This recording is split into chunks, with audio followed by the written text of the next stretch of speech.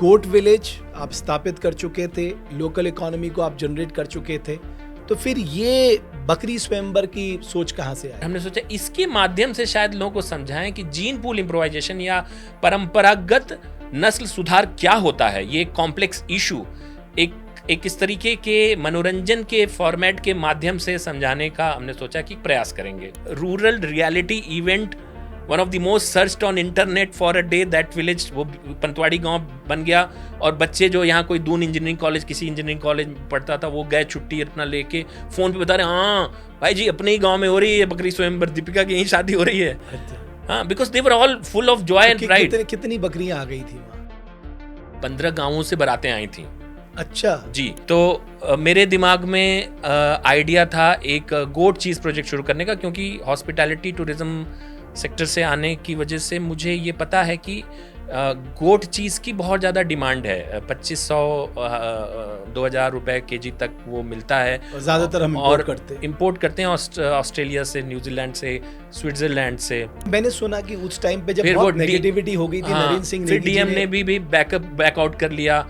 फिर नरेंद्र सिंह नेगी जी जो है वो सपोर्ट में आए। उन्होंने शायद एक ऐसा प्रण लिया था कि वो हार्ट सर्जरी उनकी हुई थी, तो उसके बाद अब वो के पब्लिक परफॉर्म नहीं करेंगे, तो उसके बाद उन्होंने आके पहला पब्लिक परफॉर्मेंस वहाँ पे काफ़ी लंबे अंतराल के बाद जो है किया था। और उन्होंने उसी समय जो है हमसे एक आग्रह किया था, बोला जो संस्था ये कर रही है उससे आग्रह है कि ये संस्था घसियारी करके एक प्रथा होती थी, महिलाओं में घास काटने का कंपटीशन। उनकी वो उदासीन जिंदगी में यही थोड़े बहुत रोचक पल है ना, जिससे उनको अपनी लाइफ रंगीन लगती। तो एक उन्होंने बोला था कि ऐसी होती, तो उनसे मैंने ये सीख ली कि घसियारी करना है। नमस्कार, आप देख रहे हैं देवभूमि डायलॉग का पॉडकास्ट। मैं हूं रमेश भट्ट। घोस्ट विलेज से गोट विलेज तक की कहानी, और उसके बाद बकरी स्वयंवर, घसियारी फेस्टिवल, बटर फेस्टिवल, न जाने कितने नए आइडियाज के साथ उत्तराखंड के टूरिज्म, उत्तराखंड में एम्प्लॉयमेंट, उत्तराखंड में लोकल इकोनॉमी को बढ़ाने का जिन्होंने काम किया। हॉस्पिटैलिटी सेक्टर से लेके हिमालय तक का सफर, या मैं ये कहूं कि जिन्होंने 15,000 किलोमीटर साइकिल से यात्रा की, सिर्फ लोगों को यह बताने के लिए कि ये धरती हमारी है और हमें ही इसे बचाना है। वो शख्सियत आज हमारे साथ देवभूमि डायलॉग के पॉडकास्ट में मौजूद है। रुपेश राय साहब, बहुत धन्यवाद देवभूमि डायलॉग के मंच पे आने के लिए। और बहुत लंबा इंट्रोडक्शन है, मैं देख रहा हूँ आपका, बहुत इनोवेशन के साथ आपने काम किए हैं। तो ये उत्तराखंड आना कैसे हो गया? मतलब आपको कैसे लगा, आप उत्तराखंड कैसे पहुंचे? केदारनाथ आपदा के कुछ महीनों बाद मेरे एक मित्र ने केदारनाथ को जो रिकॉन्स्ट्रक्शन हो रहा था उसके बारे में, मैं एक ट्रेड एक्सपर्ट की तरह से, ट्रेड क्रिटिक की तरह से, उन दिनों आपका डिजिटल इन्फ्लुएंसर्स का उतना बोलबाला नहीं था, तो कुछ रियल लाइफ इन्फ्लुएंसर्स। तो चूँकि मैं travel industry and tourism industry, hospitality industry के कई सारे बड़े ब्रांड्स के साथ में काम कर चुका था और कर रहा था, तो मेरे एक मित्र ने रुद्रप्रयाग में जो उस समय थे, उन्होंने मुझे स्वतंत्र सिंह करके, उस समय वहाँ पे पुलिस में जो इंचार्ज थे वहाँ के, तो उन्होंने बुलाया। उन्होंने मुझे केदारनाथ आपदा का जो एक नैरेटिव दिया, वो सुनने के बाद मुझे बड़ा अंदर से मैं उद्वेलित महसूस करने लगा। मुझे लगा कि as a tourism industry professional, as a hospitality industry professional, मैं इस तरह की मानव निर्मित आपदाओं का खुद कितना बड़ा जिम्मेदार हूँ। तो वो एक बोध मेरे अंदर आया। और वापसी में मेरी मुलाकात कर्नल अजय कोटियाल, उस समय केदारनाथ यात्रा जो रिस्टोर करना था रूट और उसके पुनर्निर्माण का कार्य देख रहे थे, तो उनसे रात में एक अनौपचारिक, अनप्लैंड एक मीटिंग हुई, एक डिनर मीटिंग, जिसमें हम लोगों के बीच में एक कुछ कॉन्सेप्ट्स मैंने उनसे शेयर किए कि किस तरीके से जैसे भूटान का एक एग्जाम्पल है कि भूटान एक ऐसा कंट्री है जो कार्बन नेगेटिव कंट्री है, मतलब कि वो ज़्यादा ऑक्सीजन देता है और कम कार्बन डाइऑक्साइड जो है वो लेता है, तो प्रोड्यूस करता है। So it's a carbon negative country. and people are, it's a happiest, one of the happiest countries in the world, one of the biggest, longevity. There are not many hospitals, but people live longer. उनका वो GHP की बात करते हैं, जो हम GDP की बात करते हैं, जीएचपी की जी बात करते जी हैं। वो करते हैं ग्रॉस नेशनल हैप्पीनेस। जैसे हमारे यहाँ इकोनॉमिक पैरामीटर होते हैं, वैसे उनके यहाँ लॉन्जिटिविटी कितनी है, कितनी बार दिन में आप स्माइल करते हैं, हंसते हैं, ठीक है, कितना कम क्राइम रेट है, ये सारे इंडिकेटर्स हैं। अभी फ्रांस भी उसको बहुत ही सीरियसली कंसिडर कर रहा था कि जीडीपी को जीएनएच से रिप्लेस करेंगे, और अब ये सिर्फ एक आर्टिस्टिक कॉन्सेप्ट से हट के एक साइंटिफिक कॉन्सेप्ट की तरह से इसकी मान्यता अब दूसरे नेशंस इसको एटलीस्ट डिबेट एक चालू है इस पे। तो वो भी, उसका भी बहुत सारा भूमि जो है वो वनों से आच्छादित है, ठीक वैसे जैसे उत्तराखंड में। लेकिन आप देखिए कि एक भूटान से आप तुलना कीजिए तो ये एक मैन मेड नेचुरल डिजास्टर, जो प्राकृतिक मानव निर्मित आपदा, आपदाएं जो है, उसका एक बेस्ट एग्जाम्पल हो सकता है उत्तराखंड।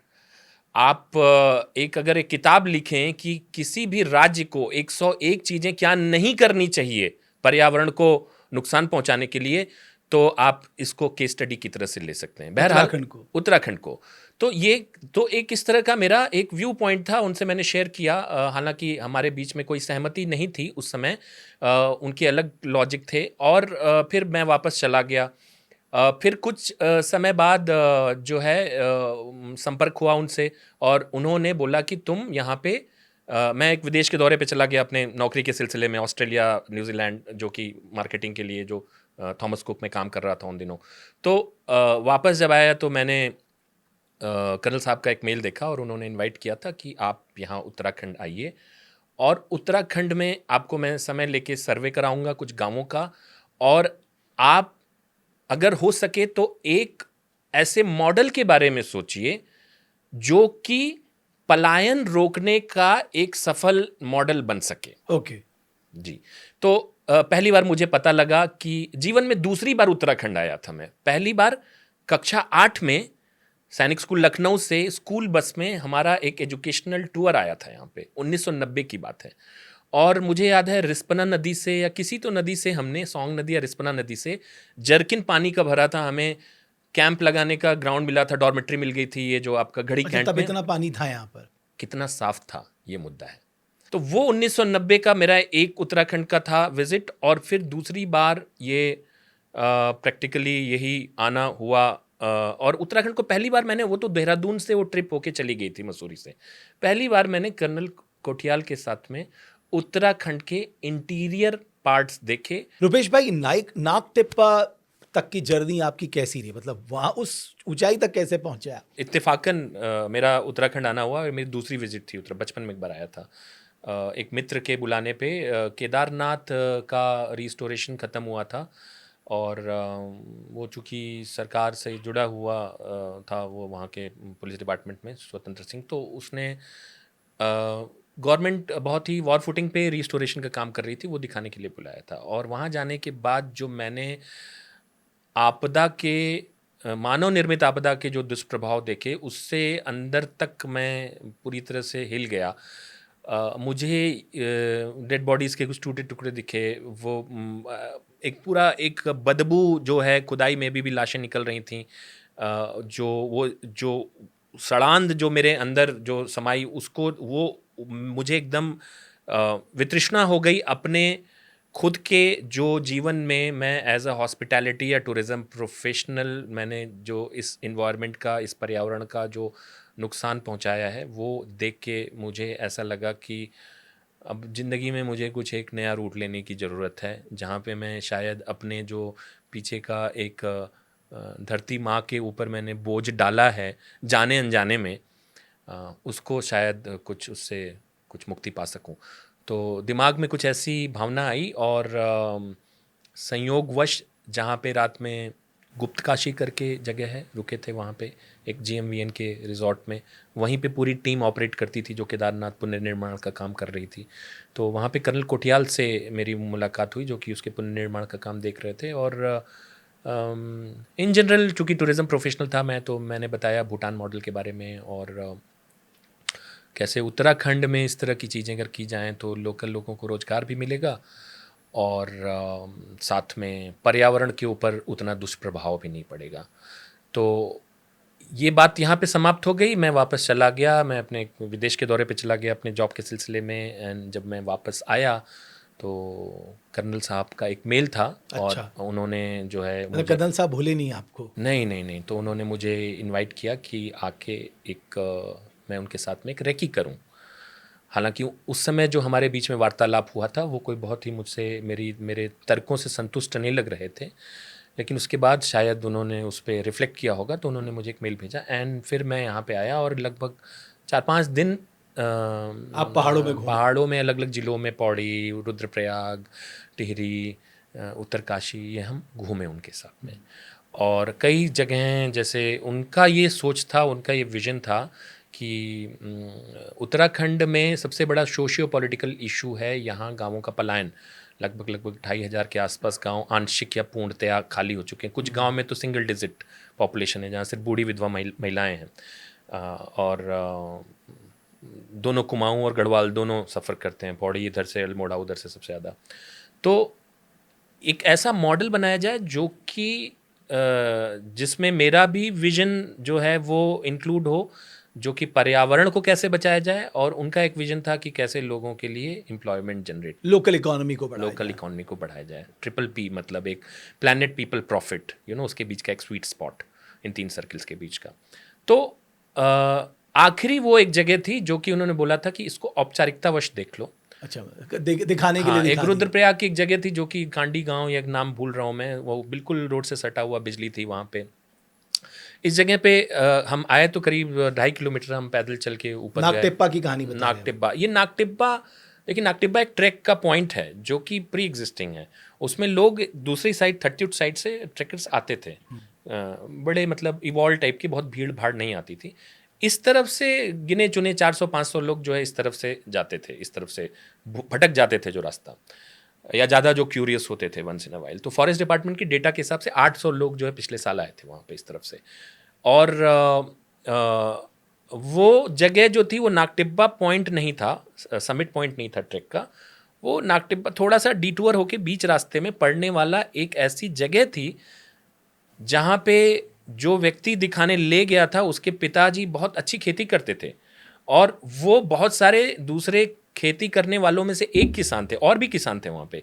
एक पूरा ह्यूमन सेटलमेंट था, खेती समृद्ध थी, बिल्कुल खेती समृद्ध थी। बताते हैं करोड़ों की मटर बिकती थी वहाँ पे, फ्रोजन रिवर का कॉन्सेप्ट नहीं था। तो एक हरी मटर आती है, बेमौसमी मटर, वहाँ 4 मटर की क्रॉप्स निकलती थी, तो करोड़ों की मटर बिकती थी वहाँ पे उस एरिया से। और 10-10 किलो की गोभी, 3-3 किलो के आलू उगाते थे वो, उनको कृषि शास्त्री का अवार्ड मिला था। लेकिन अगली पीढ़ी को वो काम कूल नहीं लगता था, तो वो छोड़ के नीचे शहरों में जाके कहीं वेटर का काम किया, कुक का काम किया। बाद में जब शरीर जवाब दे गया तो घर पे आके किसी के यहाँ खाना वाना, मटन चावल बनाने लगे लोगों की शादी में। इस टाइप का एक प्रोफाइल था। तो वो जगह देख के जहाँ पे पहुँचने में काफ़ी मेरे को तो खरोच रोच, और मेरे लिए लाइफ में वो पहली, हालांकि सैनिक स्कूल का पढ़ा हूँ, उस तरीके की मैंने वो खतरनाक टाइप का चढ़ाई वढ़ाई करके और काफ़ी प्रोलॉन्ग चढ़ाई करके नहीं पहुँचा था। तो ऐसा अनुभव नहीं था। तो वहाँ जब मैं पहुँचा तो वहाँ पे टूटे पुरानी छानियाँ वानियाँ थीं और कहानियाँ थीं, छानियाँ थीं और कहानियाँ थीं। तो लोग नहीं थे उस समय, वही लोग थे जो हमारे साथ में थे। एक तो दूर से भेड़ पालक, बकरी पालक जाता दिखा, 2-3 और दिखे उनके साथ में, एक भेड़ पालक और कई उसके साथ में कई सैकड़ों बकरियां और उनकी घंटी। तो वो मेरे लिए एक मूवमेंट ऑफ रियलाइजेशन था कि मुझे लगा यही वो जगह है जहाँ पे हमें अपना ये प्रोजेक्ट की आधारशिला रखनी चाहिए। अच्छा जी, मतलब आप कन्विंस हो गए अपने मन में? जी।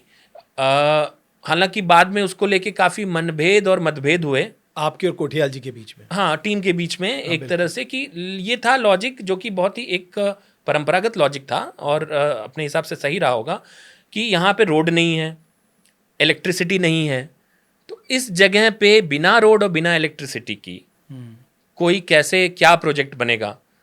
तो मेरे दिमाग में आइडिया था एक गोट चीज़ प्रोजेक्ट शुरू करने का, क्योंकि हॉस्पिटैलिटी टूरिज़्म सेक्टर से आने की वजह से मुझे ये पता है कि गोट चीज़ की बहुत ज़्यादा डिमांड है, 2500 2000 रुपए केजी तक वो मिलता है। और ज़्यादातर हम और इम्पोर्ट करते हैं। इम्पोर्ट करते हैं ऑस्ट्रेलिया से, न्यूजीलैंड से, स्विट्ज़रलैंड से। और सबसे महंगा वाला एल्प्स से जो आता है। तो मुझे लगा कि यहाँ तो हिमालय में नेचुरल गोट्स हैं। और मैंने वो थोड़ा रिसर्च किया, और यही जो मैनेजमेंट ग्रेजिंग भी देखो पहाड़ों में कर रही है हब्स ही ग्रेजिंग, खा रही जाते थे। तो वो चीज़ें, और सूखी लकड़ियाँ टहनियाँ ज़्यादा खाती हैं और वो मल्चिंग करती हैं। और एक और चीज़ पता लगी कि जो पहले ये भेड़ पालकों, बकरी पालकों को किसान अपने खेतों में पैसे दे के रोकते थे, क्योंकि जहाँ रात में रुकती थी और उनकी बीट गिरती थी, वो जगह जो है वो 5 गुना ज़्यादा प्रोड्यूस देती थी। अच्छा जी, मतलब गाय और भैंस के गोबर से जो जो 5 गुना ज़्यादा, 5 या कुछ 15 गुना ज़्यादा, आई थिंक कोई अच्छा कृषि शास्त्री बता पाएगा, लेकिन कई गुना ज़्यादा पोटेंसी होती है बकरी की बीट में। तो बहरहाल, तो वो जगह मुझे बहुत पसंद आई, और हमने सोचा यहाँ पे गोट चीज़ का प्रोजेक्ट करेंगे। और फिर वो एक प्रोजेक्ट शुरू हुआ हमारे और कर्नल कोटियाल के सहयोग से। और लगभग 1 साल, सवा साल जो है वो चला, लेकिन उस बीच में हमें रियलाइज़ हो गया था कि बकरियां दूध नहीं देती हैं यहाँ की, लोकल भी नहीं देती थी। फिर एक दूसरे क्षेत्र के एक विधायक ने संपर्क किया कि हमारे एरिया में आप आइए। तो वो 2 बार के विधायक थे उस समय वहाँ से, तो उन्होंने अपने एरिया में बहुत सारे लोगों को इकट्ठा किया, और सबसे बात हुई, माला वाला ये सब होने के बाद में जो होता है, तो पता लगा बकरियां दूध नहीं देती हैं यहाँ की भी। तो मुझे थोड़ा सा ये एक आश्चर्यजनक परंतु सत्य था वो है कि 1-2 बार के विधायक को वहाँ की ग्रास रूट रियलिटी के बारे में नहीं पता। बहरहाल, तो चीज़ निकालने का सपना आपका चीज़ टूट गया। निकालने का एक शॉर्ट टर्म कि हमने कहा दूसरे एरिया से भी लेके अगर वे निकाल के पानी हटा के उसको ले आके यहाँ पे प्रोसेस करें तो भी जो है जस्टिफाइड होगा। लेकिन फिर लगा कि, और तब तक मैं अपने जॉब से रिज़ाइन कर चुका था, क्योंकि मैं पूरी तरह से, मेरा मेंटल वायरिंग चेंज हो गया था। अच्छा, वहाँ आपने नौकरी छोड़ दी क्योंकि आप यहाँ कन्विंस हो गए थे 3 उसको आगे महीने का बढ़ा मेरा सकते जो एक पे वो होता है नोटिस पीरियड, वो मैंने पेड लीव पे ऑफसेट करके, और मेरे 3 महीने की अवधि पूरी हो गई थी। और अब मैं यहाँ पे एक जो जगह 25 साल पहले खाली हो गई थी, यहाँ पे एक मैं प्रोजेक्ट शुरू कर चुका था, खुद रह भी रहा था। शुरू में थोड़ा सा डिसबिलीव था लोगों को, बाद में जब लोगों को काम मिलने लगा, किसी पुराने बढ़ई को, पुराने पत्थर के कारीगर को, उनको रिपेयर करने के लिए ये शेड्स वगैरह, जो पुरानी छानियाँ, और उनको कुछ नया भी उसमें साथ में जोड़ने के लिए, तो ये जब पता लगा कि अब ये बकरी के चीज़ का इमीडिएट नहीं हो सकता है, तो उस फेल्ड गोट चीज़ की, असफल गोट चीज़ की दिवंगत आत्मा को श्रद्धांजलि देने के लिए एक ब्रांड का जन्म हुआ, बकरी छाप। अच्छा, तभी से बकरी छाप नाम आपने रखा। जी, और हमने सोचा ये बकरी छाप ब्रांड, बकरी जो है वो, एक महात्मा गांधी ने बोला था कि गरीब आदमी की गाय है, और एक ये किस तरह से इकोसिस्टम के पिरामिड, जहाँ पे टाइगर को सर्वे सर्वा मानते हैं कि अगर वो बचेगा तो नीचे के बचेंगे, बिल्कुल सही बात है। बट मेरे ख्याल में अगर नीचे का, अगर पिरामिड का सपोर्ट अच्छा हो, तो जहाँ जहाँ बकरियाँ नेचुरल ग्रेजिंग मोड में हैं, फार्म फेड नहीं, वहाँ इकोसिस्टम्स बचे हुए हैं, वहाँ का जल जंगल जमीन बचा हुआ है। तो एक ये दिमाग में आया कि ये बकरी चीज़ का जो, ये इससे ही भले ही गोट चीज़ न बने, लेकिन ब्रांड जो है वो बकरी छाप रहेगा, और ये ब्रांड जो है आजीवन एक माइक्रो मार्जिनलाइज्ड स्मॉल फार्मर्स का प्लेटफॉर्म बना रहेगा। छोटे किसानों का बड़ा ब्रांड। हमने सोचा कुछ ही लोग तो वहाँ पे, आपका जो फोकस था वो था माइक्रो एंड मार्जिनलाइज्ड फार्मर, जो यहाँ पर अधिकांश संख्या में है, सबसे ज्यादा तो उत्तराखंड में, क्योंकि लैंड होल्डिंग्स बहुत छोटी। जी, लैंड होल्डिंग बहुत छोटी है। ये लोग ऐसे कमर्शियल फार्मिंग लार्ज स्केल कर नहीं सकते हैं, इसलिए उनको मोटिवेशन नहीं मिलता। इसीलिए जो परंपरागत खेती करते थे, जो मडुआ, जंगूरा, चौलाई, गहत उगाते थे, वो विकास नगर जो नियरेस्ट मंडी थी वहाँ लेके जाते थे। वहाँ सहारनपुर का भी किसान आता था, तो वो उसको जो है वो, उसको तो सफ़ेद चावल उसका वो लेवल ही नहीं सहारनपुर के उस बनिए का, कि वो उसको बताया कि भैया ये ऑर्गेनिक है, इसको तुम सेग्रीगेट करो, और इसको, और वो अपना माल लेके अगर विकास नगर मंडी में पहुंचे, और उस बनियों के कार्टेल को अगर नहीं लेना किसी का सामान, तो अपनी मर्जी से रेट गिरा देते हैं, तो इसके भाड़े का भी खर्चा, लेबर का भी खर्चा नहीं निकलता। सही बात है। तो छोटे छोटे प्रोड्यूस जो उगा रहे हैं, इनकी स्टोरी टेलिंग करके, इनकी पैकेजिंग करके, तो चूंकि मैंने एक बहुत ही अपने परिवार, अपने दोस्तों के लिए एक अप्रत्याशित निर्णय लिया था, नौकरी जो कि उनकी समझ से परे था, कि मैंने ऐसा क्यों किया, क्योंकि मैं अपने करियर में ठीक ठाक कर रहा था और कई चीज़ों के लिए जाना चाहता हूँ, कई सारे डेस्टिनेशंस के नए इनिशिएटिव्स के लिए, कई नए डेस्टिनेशन क्रिएट करने के लिए, ट्रैवल इंडस्ट्री के कई ब्रांड क्रिएट करने के लिए जाना चाहता हूँ। मैं अपने आप को इंट्रोड्यूस भी इसी तरह करता हूँ कि I am farmer by soul, दिल से किसान, शेफ बाई हार्ट, दिल आत्मा से किसान, दिल से खानसामा बावर्ची, और अपने पेट पालने के लिए एक brand engineer, brand engineer for living and accidental social entrepreneur. मैं कुछ ऐसे समाज सेवा का बीड़ा उठाने नहीं आया था, लेकिन केदारनाथ की उस व्यक्तिगत अनुभव ने मुझे अंदर तक झकझोर दिया। ठीक है, तो अभी हम कहाँ पहुंचे कि साहब आपने बकरी छाप आपका ब्रांड बन गया और आपने वहां पर बकरियां पालना शुरू कर दिया। हाँ, बकरियां पालना शुरू कर दिया, लेकिन बकरियां तो दूध देती नहीं थी। हाँ, तो वो चीज वाला कॉन्सेप्ट तो हट गया दिमाग से। हाँ, हमने कहा कि इसको लॉन्ग टर्म करेंगे। तो अब उसको आपको टूरिज्म से जोड़ना था। हाँ, तो टूरिज्म से जोड़ना था, और वो जगह पे फिर पूरा एक टूरिज्म का जो 1000 साल पुरानी जो आर्किटेक्चर विलुप्त हो रही थी, और आपदाओं में पाया गया है कि नए कंस्ट्रक्शन ही सबसे ज़्यादा डैमेज करते हैं। कई पुराने आपके जो पहाड़ के कोटी बनाल, मतलब इंटरलॉकिंग सिस्टम जो पत्थरों का होता है, वो जहाँ जहाँ हैं 1000 साल पुराने, 600 साल पुरानी इमारतें जी, तो वही सक्सेसफुल है। वही तो अचानक से आपदा के बाद ऐसे नीश पारंपरिक आर्किटेक्चर में लोगों का ध्यान आकर्षित हुआ, आर्किटेक्ट्स आके रिसर्च करने लगे, और उसी में हमारी आर्किटेक्ट आई, उसने बताया कि कोटी बनाल को हम रिवाइव कर सकते हैं।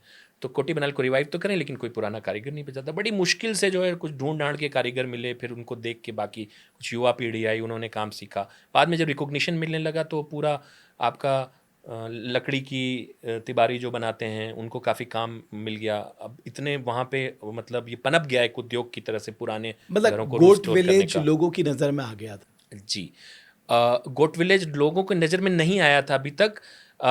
फार्म प्रोड्यूस हमारा थोड़ा जो है वो बिकने लगा था। ये 15-16 की बात होगी। जी, 15-16 की बात है। फार्म प्रोड्यूस जैसे कि जो आसपास जो नीचे थोड़ा उगा रहे थे बिना खाद या दवा डाले, हमारे पास कोई सर्टिफिकेशन मैकेनिज्म तो था नहीं। और एक और बहुत चीज़ क्लियर थी कि ऑर्गेनिक का सर्टिफिकेट अपने आप में अब रिलेवेंस खो रहा है, प्रासंगिकता खो रहा है, क्योंकि आप 1 एकड़ का ऑर्गेनिक का सर्टिफिकेट लेते हैं और 100 एकड़ का आप उसमें माल निकालते हैं, कोई आपको चैलेंज नहीं कर सकता है, पूछने वाला नहीं है। और आप एक एक दाने की तो माइक्रो लेबोरेटरी टेस्टिंग करोगे नहीं। ठीक है, तो ये बहुत ही ग्रे एरिया है, और तो इसको सर्टिफिकेशन से सेगमेंटाइज नहीं किया जाना चाहिए, टाइप ऑफ फार्मर से सेगमेंटाइज किया जाना चाहिए। तो क्या छोटा मैं समझ रहा हूँ कि जो परंपरागत खेती है और जिसको हम दूसरी तरफ नेचुरल फार्मिंग करते हैं, इनके बीच में एक बहुत बड़ा अंतर है। जी, तो हमने वहाँ गांव के लोगों को लेके कैंपेन शुरू किया जिसका नाम रखा ऑर्गेनिक का बाप बकरी छाप। अच्छा, हाँ, क्योंकि लोगों का परसेप्शन था। ये आपकी सोच थी इसको इस तरह से रखना। मैं तो ऑर्गेनिक का बाप बकरी छाप। हाँ, ऑर्गेनिक का बाप बकरी छाप, खेलेंगे हम गोट पे डंके की चोट पे। अच्छा, ठीक है, we hate plastic, we are fantastic.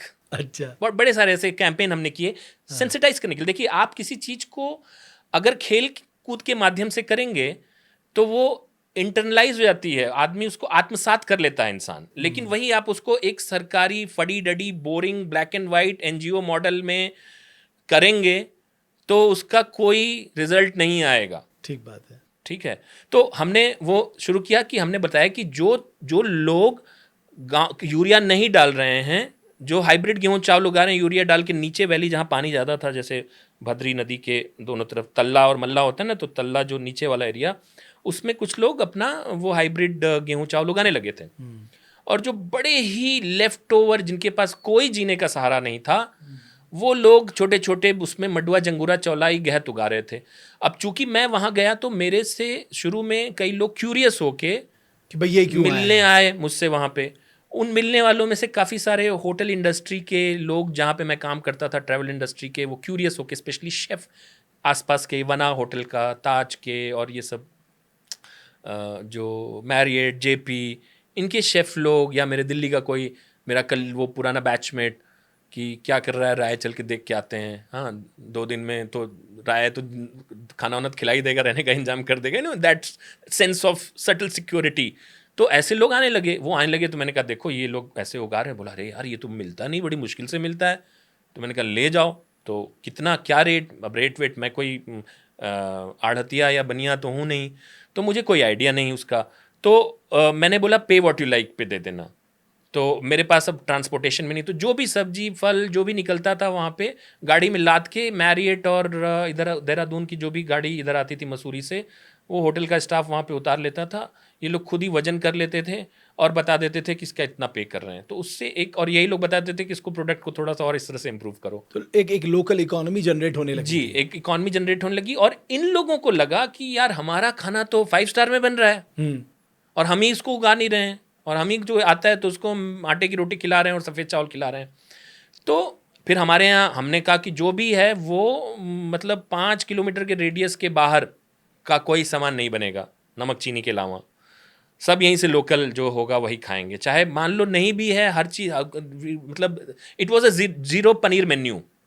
Okay, paneer was strictly prohibited. Maggi was prohibited. Anything which was packaged in plastic was prohibited. It was a zero carbon footprint, regenerative. कि आप मतलब या तो बिल्कुल प्रकृति को नुकसान मत पहुंचाओ, जीरो पे छोड़ो, या कुछ +1 में करके जाओ।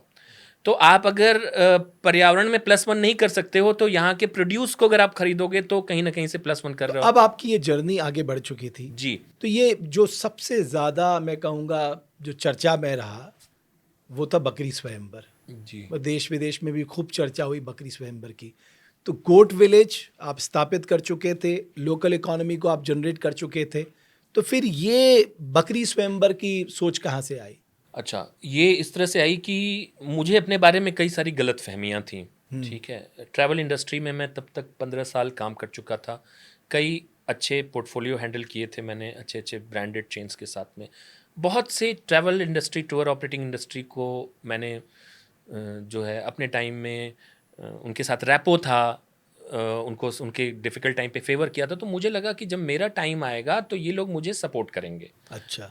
तो मैं जब बीच बीच में मौका मिलता था तो मैं दिल्ली जाता था और मैं ऑपरेटर से मिलता था, और हर कोई जो है मुझे बहुत ही विस्मयादि बोधक रूप से देखता था। अच्छा। कि ये कौन सी जगह है बिना बिजली की, 2 किलोमीटर 2.5 किलोमीटर पैदल चलाएगा गेस्ट को, ठीक है, और खाना खिलाएगा मिलेट का और स्प्रिंग का पानी पिलाएगा इसको।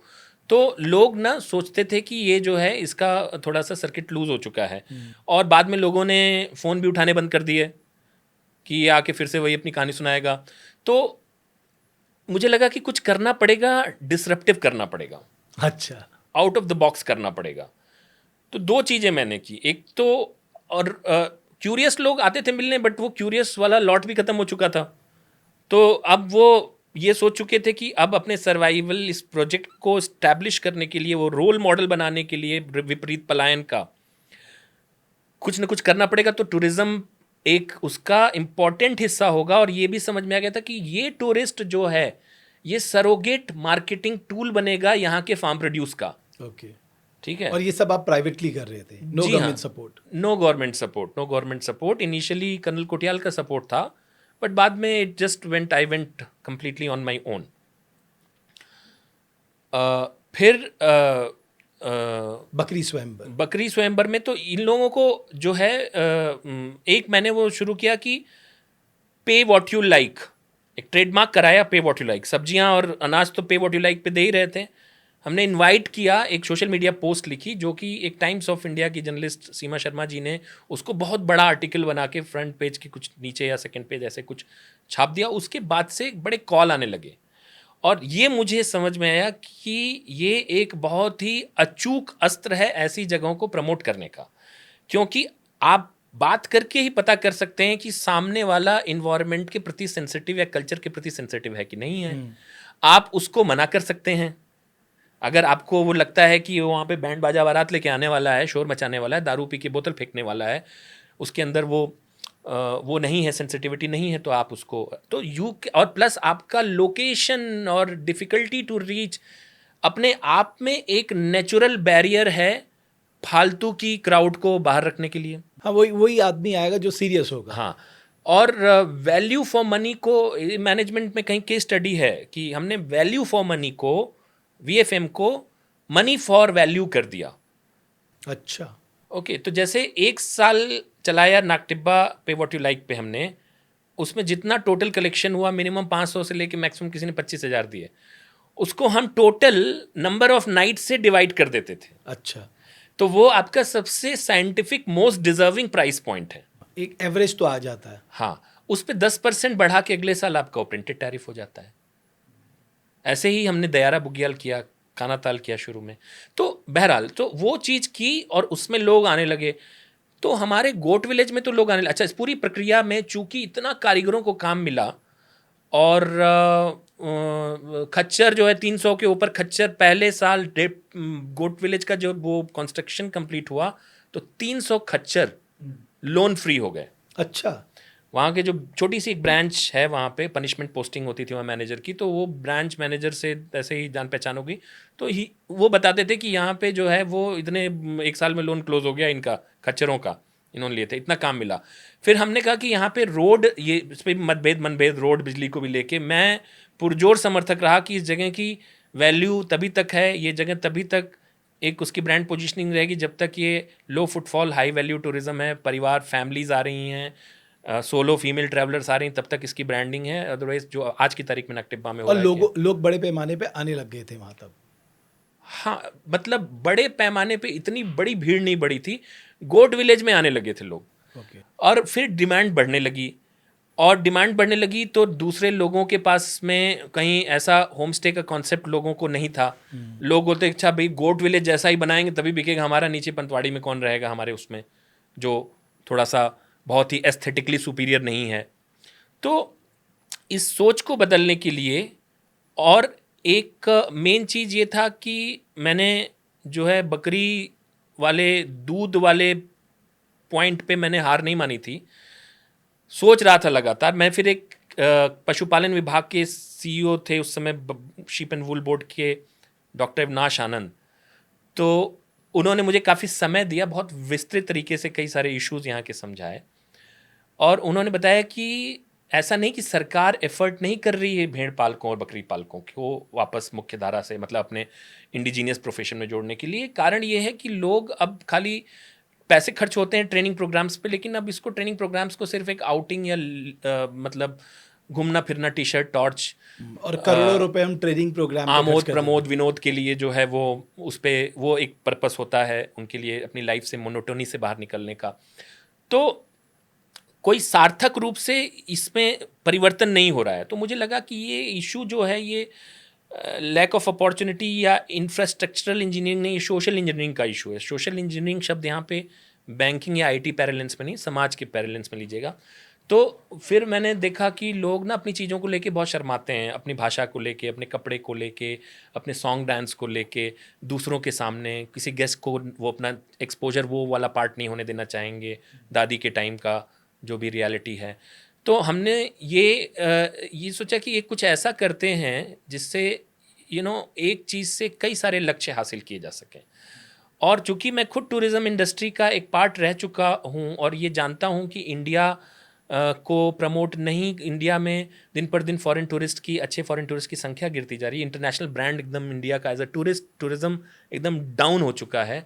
सिर्फ डोमेस्टिक टूरिज़्म, पिलग्रिम टूरिज़्म पे चल रहा है कंट्री, या आउटबाउंड यहाँ से बाहर विदेश घूमने जाते हैं बहुत ज़्यादा, लेकिन इंडिया में आने वालों की संख्या जो है वो बहुत तो यहीं discouraging से है। आपका बकरी स्वयंवर आ गया। तो मुझे ही लगा कि इवेंट्स बहुत अच्छे जो है ब्रांडिंग टूल हैं, जैसे आपका हॉर्नबिल फेस्टिवल हो गया या पुष्कर मेला वगैरह हो गया जिसमें कम्युनिटी इन्वॉल्व हो। तो मुझे लगा कुछ ऐसा करते हैं जिससे कि जीन पूल इम्प्रोवाइज। फिर डॉक्टर अविनाश आनंद ने बताया कि मेन इशू क्या है। मेन इशू है कि पशुओं की नस्ल खराब हो रही है, क्योंकि अब लोग मीट के लिए पाल रहे हैं, मिल्क के लिए नहीं पाल रहे हैं, और इन ब्रीडिंग हो रही है। जैसे एक ही परिवार में आपके ब्रीडिंग होती है ना, जैसे समझ गया। तो उसका जो साइड इफेक्ट्स होता है, तो पशुओं में भी इन ब्रीडिंग के साइड इफेक्ट्स थे। तो लोग अब उस पर केयरलेसली बस कि पड़ गया, दाना डाल दिया, चारा डाल दिया, पल गया और मीट कट गया और खा लिया। तो ये चीज़ उन्होंने बोला कि ये जो मेन चीज़ जीन पूल इम्प्रोवाइजेशन है, तो अगर आप इसको किसी तरह से एड्रेस कर सकते हैं, तो मैंने कहा एड्रेस करने का यही तरीका है कि इनको बताया जाए कि मिल्क इज़ वन टाइम, मतलब meat is one time settlement, milk is a recurring income, मतलब कि रिपीट इनकम है आपकी। अगर आप दूध है और मीट है तो एक ही बार में आपने उसको इनकम को लेके ख़त्म कर दिया। तो ये चीज़ बताने के लिए फिर मैंने सोचा ये अभी तक ये ट्रेनिंग प्रोग्राम सक्सेस होते तो अभी तक कुछ हो चुका होता। सो इस बीच में जो मेरी बकरियां थी वहाँ पे, उसमें से जो 3 बेस्ट बकरियां थी, जो लोकल एक्सपर्ट्स वगैरह उनको दिखा के उनको हमने रख लिया। उसको थोड़ा हमने कहा कि इनको अच्छे से नर्चर करेंगे, और उनका नाम एक जस्ट इसमें एक थोड़ा सा हास्य का पुट देने के लिए उनका नाम रख दिया दीपिका, कटरीना, प्रियंका, बकरियों का। और ये बोला कि एक इवेंट करेंगे, दिलवाले बकरियां ले जाएंगे, नीचे पंतवाड़ी में मैदान में करेंगे। और हमने सोचा इसके माध्यम से शायद लोगों को समझाएं कि जीन पूल इम्प्रोवाइजेशन या परंपरागत नस्ल सुधार क्या होता है। ये एक कॉम्प्लेक्स इशू एक इस तरीके के मनोरंजन के फॉर्मेट के माध्यम से समझाने का हमने सोचा कि प्रयास करेंगे। तो बहरहाल अनाउंस कर दिया, और क्यूरियसिटी बढ़ गई, बच्चे आने लगे, बकरियों के साथ सेल्फी लेने लगे। और बकरियों का नाम भी एक थीम था कि भाई बकरी स्वयंवर इसलिए रखा बकरियों का नाम कि जो उस समय इंटरनेट पे मैंने रैंडम एक डाला कि 3 most unmarried female celebrities in India, तो दीपिका, कटरीना, प्रियंका का नाम आया। तो हमने कहा ये रख दो। कोई बहुत इसके पीछे गहरी सोच या ऐसा कोई वो नहीं था बौद्धिक, वो हमने कहा नाम को थोड़ा हास्य का पुट देना है। और फिर ऐसे चर्चा चारों तरफ फैल गई। फिर वहाँ पे किया, और उसमें जो कर्नल कोठियाल के यूथ फाउंडेशन का भी उसमें जो है, मतलब शुरू में उन्हें भी समझ में नहीं आया कि है क्या है आखिर, लेकिन जब उसको काफ़ी एक पॉपुलैरिटी जब उसने गेन कर ली, तो कर्नल साहब भी जो है वो साथ में खड़े हो गए, यूथ फाउंडेशन का सपोर्ट किया उन्होंने। और उसमें जो एशिया का बेस्ट कोर्ट मैनेजमेंट इंस्टीट्यूट है CIRG मखदूम करके मथुरा के पास, वहाँ से साइंटिस्ट बुलाए, और भी पशुपालन विभाग के कुछ डॉक्टर्स बुलाए, और उनको बोला कि आप एक जन सामान्य की भाषा में इन्हें समझाएं कि नस्ल सुधार क्या होता है, क्यों जरूरी और है, क्यों जरूरी होता है, और कैसे पैसा कमाने में मदद करेगा। और वो एग्जाम्पल्स दें लाइव दूसरी जगहों पे जहाँ सक्सेसफुल प्रोजेक्ट्स हैं आपके। उन्हें बकरी पालन के गुर न बताएं, क्योंकि बकरी पालन एक जगह का रियलिटी दूसरी जगह से ब्रीड और रियलिटी एकदम अलग हो जाता है। बनारस जौनपुर 40 किलोमीटर का डिफरेंस है, एक ही जैसी घास सब कुछ है। ब्लैक बंगाल जो सबसे अच्छा मीट प्रोड्यूस करती है, वो ब्रीड यहाँ पे जैसे ही आप जौनपुर से इधर ले जाइए बनारस वाले एरिया में, वो मर जाती हैं सारी। आज तक समझ में नहीं आया किसी को। तो इसी तरह खेती और पशुपालन, हर वैली का, हर रीजन का, हर सीजन का एक अलग रियलिटी था। बहरहाल एक और चाहिए था कि लोगों को एक ऐसा शोकेस कैटलॉग क्रिएट कर सके, एक ऐसा प्लेटफॉर्म जिसमें वो अपना जो पारंपरिक धरोहर है, सॉन्ग, डांस, भोजन शैली, ये खुद भी करें। देखिए वो एक होता है ना थिएटर, जिसमें आप राजस्थान में जाइए तो कलबेलिया डांसर आके तो वो अपनी कला को बेच रहे हैं। ट्रू इवेंट होता है कि आप कोई जी रहा है। होम स्टे का कॉन्सेप्ट यही, जैसे गवर्नमेंट और NGOs नहीं समझ पाते हैं, होम स्टे का मतलब ये नहीं है कि कोई आपके यहाँ hotel, resort, camp, lodge, retreat या जितने नोन फॉर्मेट हैं हॉस्पिटैलिटी का, उसमें कोई कस्टमर आ रहा है और वो आप उसको सर्विस करने के लिए लाइबल हैं। बजाय ये कि आपके घर पे कोई आ रहा है तो आपके घर पे जैसे मेहमान आता है, आप उसके लिए ठीक है आप उसका आदर करते हो, लेकिन आप अपना जीवन जी रहे होते हो। आप उसके लिए जो है वो सॉन्ग डांस कटघरे में होके खड़ा होके नहीं करते हो। तो हमने एक जो एक्सटर्नल और इंटरनल कस्टमर्स की जो बाउंड्री लाइन है वो डाइल्यूट कर दी। उसको एक इंडिया का पहला thematic rural reality event, one of the most searched on internet for a day, that village, वो पंतवाड़ी गांव बन गया। और बच्चे जो यहाँ कोई दून इंजीनियरिंग कॉलेज, किसी इंजीनियरिंग कॉलेज में पढ़ता था, वो गए छुट्टी अपना लेके, फ़ोन पे बता रहे हाँ भाई जी अपने ही गांव में हो रही है बकरी स्वयंवर, दीपिका की यहीं शादी हो रही है। अच्छा, हाँ, because they were all full of Joy and pride. कितनी बकरियां आ गई थी वहाँ? 15 गांवों से बारातें आई थी। अच्छा जी, और वो देख के पूरे ढोल नगाड़े लेके? हाँ हाँ, मतलब वो आपका समझ, ढोल नगाड़ा दमाऊं, और लोग सुबह अपना वो कच्ची पी के भी टाइट, और महिलाएं अपने परंपरागत वेशभूषा में।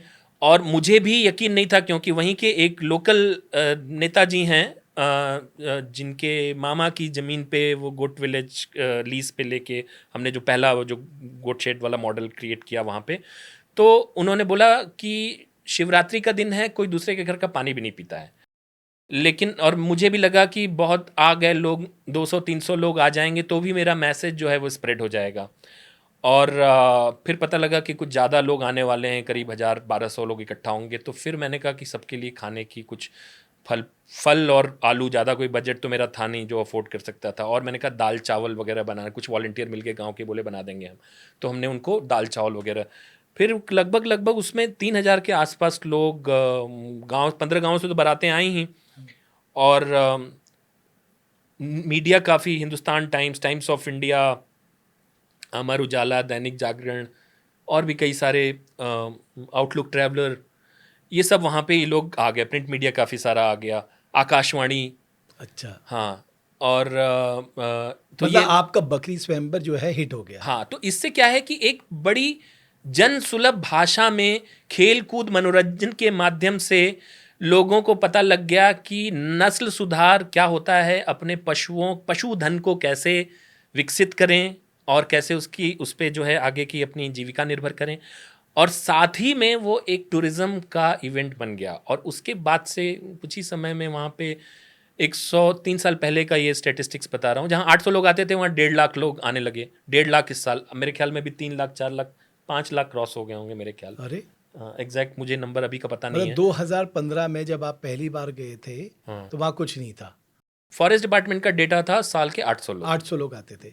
और 2017 के बीच में, 17 में किया आपने? 2017 में हुआ बकरी स्वयंवर। और 2017 के अगले 6 महीने तक जो है वो जो एनुअल टोटल, उसके बाद का अगला साल जो एनुअल जो फुटफॉल था वो 1.5 लाख था। उसमें अकेले घूमने निकले वाली महिलाओं की संख्या 27% थी।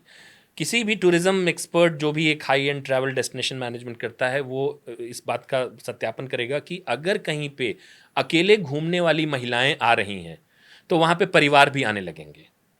और वही हुआ, महिलाएं आई उस तरह की, फिर फैमिलीज आने लगी। तो फिर उनके रुकने वकने का इंतजाम सारा? तो फिर और वो स्प्रेड आउट हुआ ना, और कैंप साइट्स खुले, 103 होम स्टेज खुले। लोग विदेशों से छोड़ के, शारजाह, दुबई, पता नहीं कहाँ कहाँ से छोड़ के आके वहाँ पे उन्होंने अपना ये गोट विलेज की पहले की वीडियोस वगैरह देख के इंस्पायर होके उन्होंने अपना काम वहाँ शुरू किया। अभी मैं जाता हूँ तो मुझसे बताते हैं वो भाई जी आपका वीडियो देखा था, मैंने यहाँ से जॉब छोड़ दी।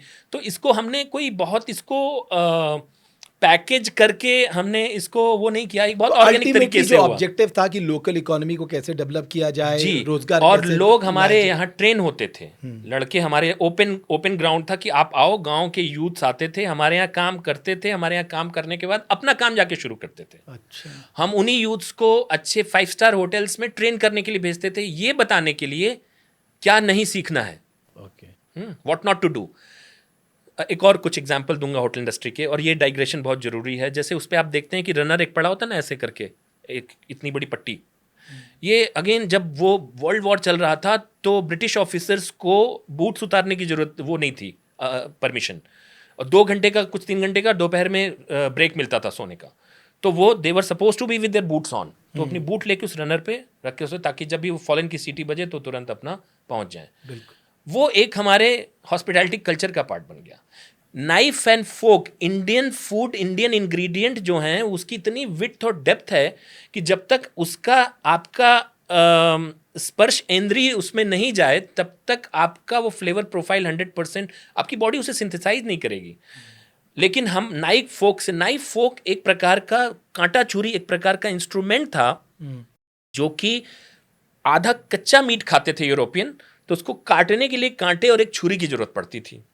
ठीक है, चाइनीज चॉपस्टिक यूज करते हैं क्योंकि उनके यहाँ बहुत कुछ कम अरोमेटिक कुछ ऐसा मीट वीट खाते थे, तो उस पर कुछ ऐसा जिससे स्मेल अच्छी आए और तुरंत इससे नाक के पास रख के उसको स्लर्प कर लें अपने स्टिक से। तो ये इंस्ट्रूमेंट थे, ये हमारे लिए एक, जिसको बता दिया गया कि ये आपके फिनेस या क्लास का हिस्सा है। तो यही गलती सारे होम स्टेज में सरकार जो ट्रेनिंग कराती है वो इस तरह की ट्रेनिंग कराती है। तो हमने इनको 5 स्टार होटल ये सीखने के लिए भेजा कि बड़े बड़े ब्रांड्स में कि तुमको अपनी मातृभाषा ही तुम्हारी भाषा है। किसी की हिंदी हो सकती है, इंग्लिश हिंदी को खा रही है, हिंदी छोटी छोटी क्षेत्रीय भाषाओं को खा रहा है, फ्यूजन म्यूजिक पॉप म्यूजिक को खा रहा है, पॉप जो है वो भांगड़ा खा रहा है, भांगड़ा बॉलीवुड खा रहा है, बॉलीवुड छोटे छोटे डांस एंड सॉन्ग्स खा रहा है। ये वैसे जैसे कैंसर में छोटी कोशिकाओं को बड़ी कोशिकाएं खाने लगती हैं, बाद में समाप्त हो जाती हैं। तो सारे indigenous bottom of the pyramid खत्म हो रहे हैं, होमोजीनियस बनते जा रहे हैं। तो इनको एक जो इस तरह की ट्रेनिंग दी कि आप वहाँ पे किसी भी अंग्रेजी बोलने वाले से भयभीत होने की ज़रूरत नहीं है। आप उसी स्टाइल और पॉम्प के साथ में, जरूरी नहीं कि बोली लो, समझ भी स्टाइल से सकते हो आप। और अपना, आपको कोई ब्रांडेड कपड़ा देख के, कोई ब्रांडेड गाड़ी देख के इन्फ्लुएंस होने की जरूरत नहीं है। और किस तरीके से आपको अपना इन्वायरमेंट प्रोटेक्ट करना है, ये सारी चीजें। कितने लोगों को ट्रेंड किया आपने? करीब 25 लोग तो ट्रेन हुए ही होंगे, डिफरेंट होटल्स, तो आनंदा। ये जो आपका ये जो था बकरी स्वयंवर, ये एक ही बार में हुआ या आगे भी आप नहीं करते नहीं, चले? तो पहला वाला ये था। हाँ। फिर दूसरे तक तो इसकी काफ़ी जो है महिमा मंडन हो चुका था। वायरल वायरल करीब 15-20-27 हज़ार वीडियो वायरल हो गए थे। वायरल नहीं, मतलब कि कुछ एक वॉलंटियर ने एक रिसर्च की थी कि उसका क्या है ब्रांड वैल्यू, तो 27,000 ऑर्गेनिक वीडियोस थे इसके। अच्छा। जी। हाँ। हमारा खुद का शायद एक पोस्ट होगा छोटा सा फेसबुक पे, बट उसको कवर करने वाले लोगों ने उसको किया। कुछ लोगों ने नेगेटिव चीज़ें भी लिखी। तो दूसरे बकरी स्वयंवर में जो है वो एक, तब तक थोड़ा बहुत फॉर्मेट डिफाइन हो गया था। कुछ वॉलंटियर्स एक प्रोजेक्ट के रूप में ले लिए थे। एक बड़ी कंपनी का एक चीफ ऑपरेटिंग ऑफिसर ने सबैटिकल लेके बकरी स्वयंवर के लिए प्रोजेक्ट पे काम करने आया। और क्योंकि केस स्टडीज़ होने लगी इस पे टूरिज़्म की, तो वो और वही टाइम था जबकि उत्तराखंड सरकार ने जो अपना 26 जनवरी का दिल्ली में जो मॉडल जाता है वो गोट विलेज पे रखा था, और हमें गोट विलेज को पता भी नहीं था। अरे जी जी जी। आपकी टूरिज्म के वेबसाइट पे हमारे कई सारे जो है वो हमारे बिना किसी कॉपीराइट के उन्होंने यूज़ किया है उसको, अभी भी एक करते हैं कहीं कहीं पे। तो जैसे एक झांकी जो 26 जनवरी की गई थी, ठीक वो है। पूरी तरह गोट विलेज के, आप जाइए 2016-17 का, आप अगर क्लिप आपको मिले तो देखिएगा। तो गोट विलेज का, उससे हमारे साथ कोई उनका लिखित मौखिक भी नहीं हुआ था कुछ इस तरीके का। बट एक मेरे लिए ये एक गर्व का विषय था, क्योंकि मैं यहाँ पे बिजनेस एंटरप्राइज खुद के लिए क्रिएट करने नहीं आया था, मैं एक मॉडल क्रिएट करने आया था ताकि मैं अपने उस अपराध बोध से मुक्त हो सकूं जो केदारनाथ में जो शुरुआत अनुभव हो हुआ। चुकी थी। जी। तो फिर ये तो दूसरा और तीसरा जो स्वयंवर दूसरा बकरी स्वयंवर, तीसरा नहीं हो पाया। दूसरा बकरी स्वयंवर जो था उसमें मुझे जो है आने लगे लोगों के, कुछ लोगों के फ़ोन, जैसे कि उन्होंने ज़मीनें वगैरह, कुछ रिटायर्ड ब्यूरोक्रेट पॉलिटिशियन ऐसी अननोन जगहों पे ले रखी हैं बड़ी ज़मीनें, तो ये कि वहाँ पे आप करिए बकरी स्वयंवर जिससे कि उस जगह को जो है विजिबिलिटी मिल जाए। तो मेरे लिए कोई उसमें कोई ऐतराज़ नहीं था, क्योंकि वो जगह जहाँ पे भी लोकल कम्युनिटीज़ हैं और उनको बेनिफिट मिले, I was open for that. But उस बीच में जो है यहाँ पे एक सेक्रेटरी हुआ करते थे, उनके पास में पशुपालन और टूरिज्म दोनों डिपार्टमेंट थे। अच्छा। और वो बहुत से और भी सरकारी, हालांकि कोई सरकार के साथ में आज तक जो भी किया मैंने अपना खुद का खून किडनी बेच के किया, कोई हमें एक ढेले भर की कोई सहायता नहीं मिली है। लेकिन अनौपचारिक रूप से कई लोग मेरे से जो है, बिकॉज वो लोग को मेरे इस आइडिया में बहुत बिलीव था और उन्होंने इस तरह के डिसरप्टिव रिजल्ट्स, रेडिकल चेंजेस होते हुए देखे, तो इन लोगों ने मेरे से जो है इनका एक मेरा संबंध बना था। तो एक वो थे, उन्होंने कई सारे मैगजीन्स वगैरह में भी इंटरव्यू दिया है कि कुछ अगर बचा सकता है तो ये गोट विलेज का मॉडल बचा सकता है स्टेट को। अच्छा जी, एग्रो टूरिज्म का। मतलब इतना फेमस हो गया। जी। तो वो उन्होंने जो है बोला कि वो पशुपालन विभाग और टूरिज्म विभाग दोनों बकरी स्वयंवर सीजन 2 को सपोर्ट करेगा, स्पॉन्सर करेगा। पशुपालन विभाग और टूरिज्म विभाग। जी, क्योंकि सेक्रेटरी दोनों डिपार्टमेंट के एक ही थे। तो मैं तो मतलब मेरे लिए तो बहुत ही एक हर्ष का विषय, प्रसन्नता का विषय था कि इसको एक चलो गवर्नमेंट ने रिकॉग्नाइज तो किया, वाइडर एक्नॉलेजमेंट मिल रहा है। और फाइनेंशियल स्थिति मेरी कभी अच्छी नहीं रही है, उस समय भी ख़राब थी। तो क्योंकि कभी ये कंपनी होने के बाद एक होता है फॉर प्रॉफिट, एक होता है प्रॉफिटेरिंग। तो हम टेक्निकली फॉर प्रॉफिट थे, प्रॉफिटेरिंग नहीं थे। जितना ब्लड आता था उससे ज़्यादा जो है उसी के बराबर डोनेट कर देते थे, बस सस्टेनेबल रहते थे। ठीक बात है। तो किसी के सामने हाथ नहीं फैलाना पड़ता था। मतलब फैलाना पड़ता था तो अपना ही कुछ काट के जो है तो टूरिज्म और पशुपालन ने सपोर्ट उन्होंने किया? सपोर्ट बोला फाइनेंशियल करेंगे, लेकिन नहीं, उस बीच में फिर एक विवाद हो गया। अरे जी, विवाद ये हो गया कि किसी तरह से जो है एक इस प्रकार की भ्रांति बन गई सतपाल महाराज को कि हम लोग फेरे बकरियों के कराते समय मंत्रोच्चारण कराते हैं जो कि धर्म का अपमान है। अच्छा, ऐसा होता था? नहीं नहीं, हम लोग जैसे बकरी का फेरा तो आपका हो गया जनरल, एक सिंबॉलिकल, और साथ में जैसे किसी भी अच्छे आयोजन में आप एक हवन करते हैं, सत्यनारायण बाबा पूजा के बाद हवन करते हैं, कोई भी शुभ कार्य होता है तो उसमें हवन करते हैं, श्राद्ध के बाद जो हवन, तो वो एक हवन मंत्रोच्चारण के साथ कराते थे। अब इन दोनों चीज़ों को जोड़ के एक नैरेटिव बनाया जिसने भी फीड किया, तो उन्होंने बोला कि हम तो इसका तो बहुत आपने ही क्लैरिफाई करने की कोशिश नहीं की? अब मेरे पास में रिसोर्सेज इतने नहीं थे और इन लोगों के पास पहुंचने का एक्सेस भी नहीं था मेरे पास में। ओके, तो ठीक है, टूरिज्म बैकआउट कर गया। हाँ, टूरिज्म ने, और उन्होंने बोला कि ये हम इसका बहुत विरोध करते हैं ये वो, और फिर वो शायद एक टूरिज्म डिपार्टमेंट और पशुपालन विभाग की एक जॉइंट प्रेस कॉन्फ्रेंस होनी थी, जो कि पशुपालन विभाग ने अपना जॉइंट न करके स्टैंड अलोन शायद कर दिया। वो आपकी पशुपालन मंत्री थी जो उस समय, रेखा आर्या जी, तो उससे भी शायद कुछ लगता है कुछ गलत मैसेज गया आपका टूरिज्म डिपार्टमेंट को। बहरहाल उनका वो पशुपालन विभाग सपोर्ट कर रहा था। पशुपालन विभाग की जो है कुछ आपकी शर्तें थी, कंडीशंस थी कि उसको यहाँ परेड ग्राउंड में किया जाए ताकि ज़्यादा संख्या में आपके पत्रकार और केंद्रीय मंत्री आ सकें। तो मेरे हिसाब से वो एक इंडिजीनियस इवेंट था जिसे उसी वैली में होना चाहिए था और उसी कम्युनिटी के लिए होना चाहिए था, इसलिए मैंने तो यहाँ पशुपालन विभाग भी बैकआउट कर गया। हाँ, उस केस में एक तरह से मैं बैकआउट किया। लेकिन इससे क्या हुआ, कई और केंद्र स्तर पे भी जो है वो सपोर्ट मिलने वाला था, ओएनजीसी भी कुछ सपोर्ट करने वाला था, लेकिन ये जो स्टेट के दो विभागों के बैकआउट करने की ये सब लोग बैकआउट कर गए और मैं एक बड़ी ही जो है वो विकट स्थिति में पहुंच गया, क्योंकि वापस गांव में ये एक नैरेटिव बना दिया गया कि ये देहरादून में इवेंट करने जा रहे हैं, अब इनको वहाँ मना कर दिया गया इसलिए गांव में आ रहे हैं। और उसी बीच में कुछ और लॉबीज थी, जैसे कि अब ये वाली जो बकरियों का स्वयंवर था, इसमें हमने नाम रखा सेम आपका मेथोडोलॉजी यूज़ की, most searched celebrities in India who are unmarried. ये कौन से ईयर का था? 2019 था ना, 18। हाँ, तो उसमें नाम था वो, तो उस समय दीपिका कटरीना प्रियंका की तो शादी हो चुकी थी और Alia Shraddha Kangana, they were unmarried. So the next 3 goats were Alia Shraddha Kangana. और अब इसमें इसका थोड़ा व्यापक ट्रैवल इंडस्ट्री से, फॉरेन टूर ऑपरेटर्स से मेरे पास में मेल आने लगे कि हमारा 15 का ग्रुप आना चाहता है नेदरलैंड से, आप कहाँ उसको रोकेंगे। इवन जापानीज़ कोरियंस के भी कुछ इंक्वायरीज आने लगी। तो एक बहुत बड़ी अपॉर्चुनिटी मुझे ये क्रिएट होती दिखी। और बहरहाल उतनी बड़ी अकोमोडेशन की फैसिलिटी उस क्लास की नहीं थी, तो हमने नहीं कर पाए। एक न्यूयॉर्क टाइम्स की जर्नलिस्ट इंडिया में शिमला में थी, उसको पता लगा, वो यहाँ पे आना चाहती थी। उसने सोचा शिमला और सारा पहाड़ आपस में आसपास ही है, तो मैंने कहा नहीं, वहाँ से आने में, वाइल्ड फ्लावर में रुकी थी ओबरॉय में। अच्छा। तो मैंने उससे पूछा कि आप ये एनिमल हस्बेंड्री कवर करती हैं या टूरिज्म कवर करती हैं? बोले नहीं, मैं विमेन एम्पावरमेंट कवर करती हूँ। तो मैंने कहा इसमें विमेन एम्पावरमेंट का क्या एंगल, अगर आप मुझे थोड़ा सा एजुकेट कर सकें। बोले कि bride is getting to choose from lineup of groom, मतलब एक महिला को एक लाइनअप मर्दों से चूज करने का एम्पावरमेंट है, तो ये इसका बहुत अच्छा सिंबॉलिकल रिप्रेजेंटेशन है। अच्छा।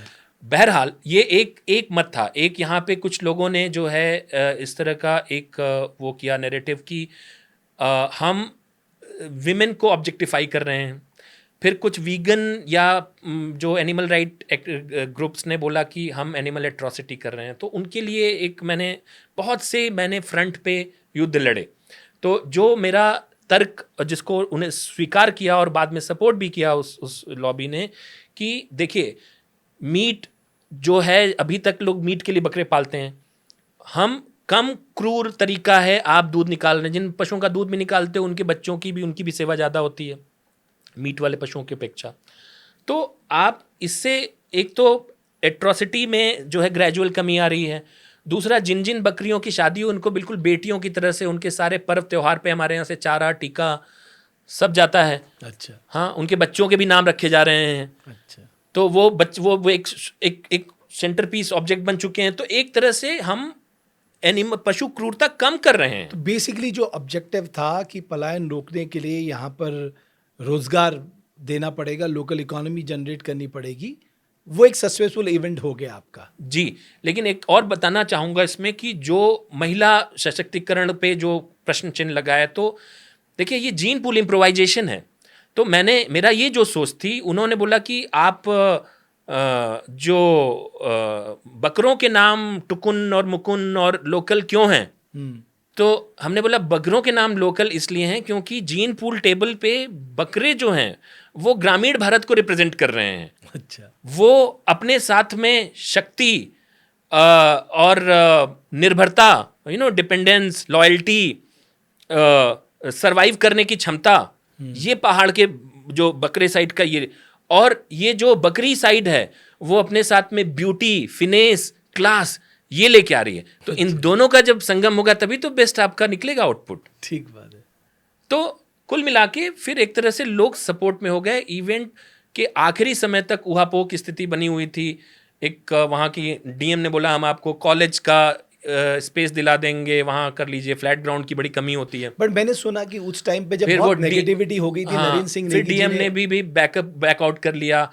फिर नरेंद्र सिंह नेगी जी जो है वो सपोर्ट में आए और उन्होंने शायद एक ऐसा प्रण लिया था कि वो हार्ट सर्जरी उनकी हुई थी, तो उसके बाद अब वो के पब्लिक परफॉर्म नहीं करेंगे, तो उसके बाद उन्होंने आके पहला पब्लिक परफॉर्मेंस वहाँ पे काफ़ी लंबे अंतराल के बाद जो है किया था। और उन्होंने उसी समय जो है हमसे एक आग्रह किया था, बोला जो संस्था ये कर रही है उससे आग्रह है, और इस मंच से बताना चाहूँगा कि इसके पीछे का उद्देश्य कितना पवित्र है, और ऐसे चीज़ों को हमारे में से ही किसी को निकल के आके सपोर्ट करना पड़ेगा। और फिर उन्होंने बोला कि संस्था से आग्रह करूँगा कि ये संस्था घसियारी करके एक प्रथा होती थी, महिलाओं में घास काटने का कंपटीशन, उनकी वो उदासीन ज़िंदगी में यही थोड़े बहुत रोचक पल हैं ना जिससे उनको अपनी लाइफ रंगीन लगती। तो एक उन्होंने बोला था कि ऐसी होती, तो उनसे मैंने ये सीख ली कि घसियारी करना है। लेकिन घसियारी करने का मौका मिले इसके पहले कि वो बकरी स्वयंवर 3 अनाउंस कर दिया था, उस समय सारा नोरा कियारा की शादी हमने अनाउंस की थी। अच्छा जी, मतलब बदलते जा रहे थे। जी नहीं, इनफैक्ट पहले नाम रखा था माया ममता महबूबा। हाँ। तो उसमें ये कयास उठे कि they are again we are lampooning single women sitting in opposition. तो ये तर्क संगत लगा और मुझे अपनी गलती महसूस हुई, तो हमने उसका नाम सारा नोरा कियारा कर दिया।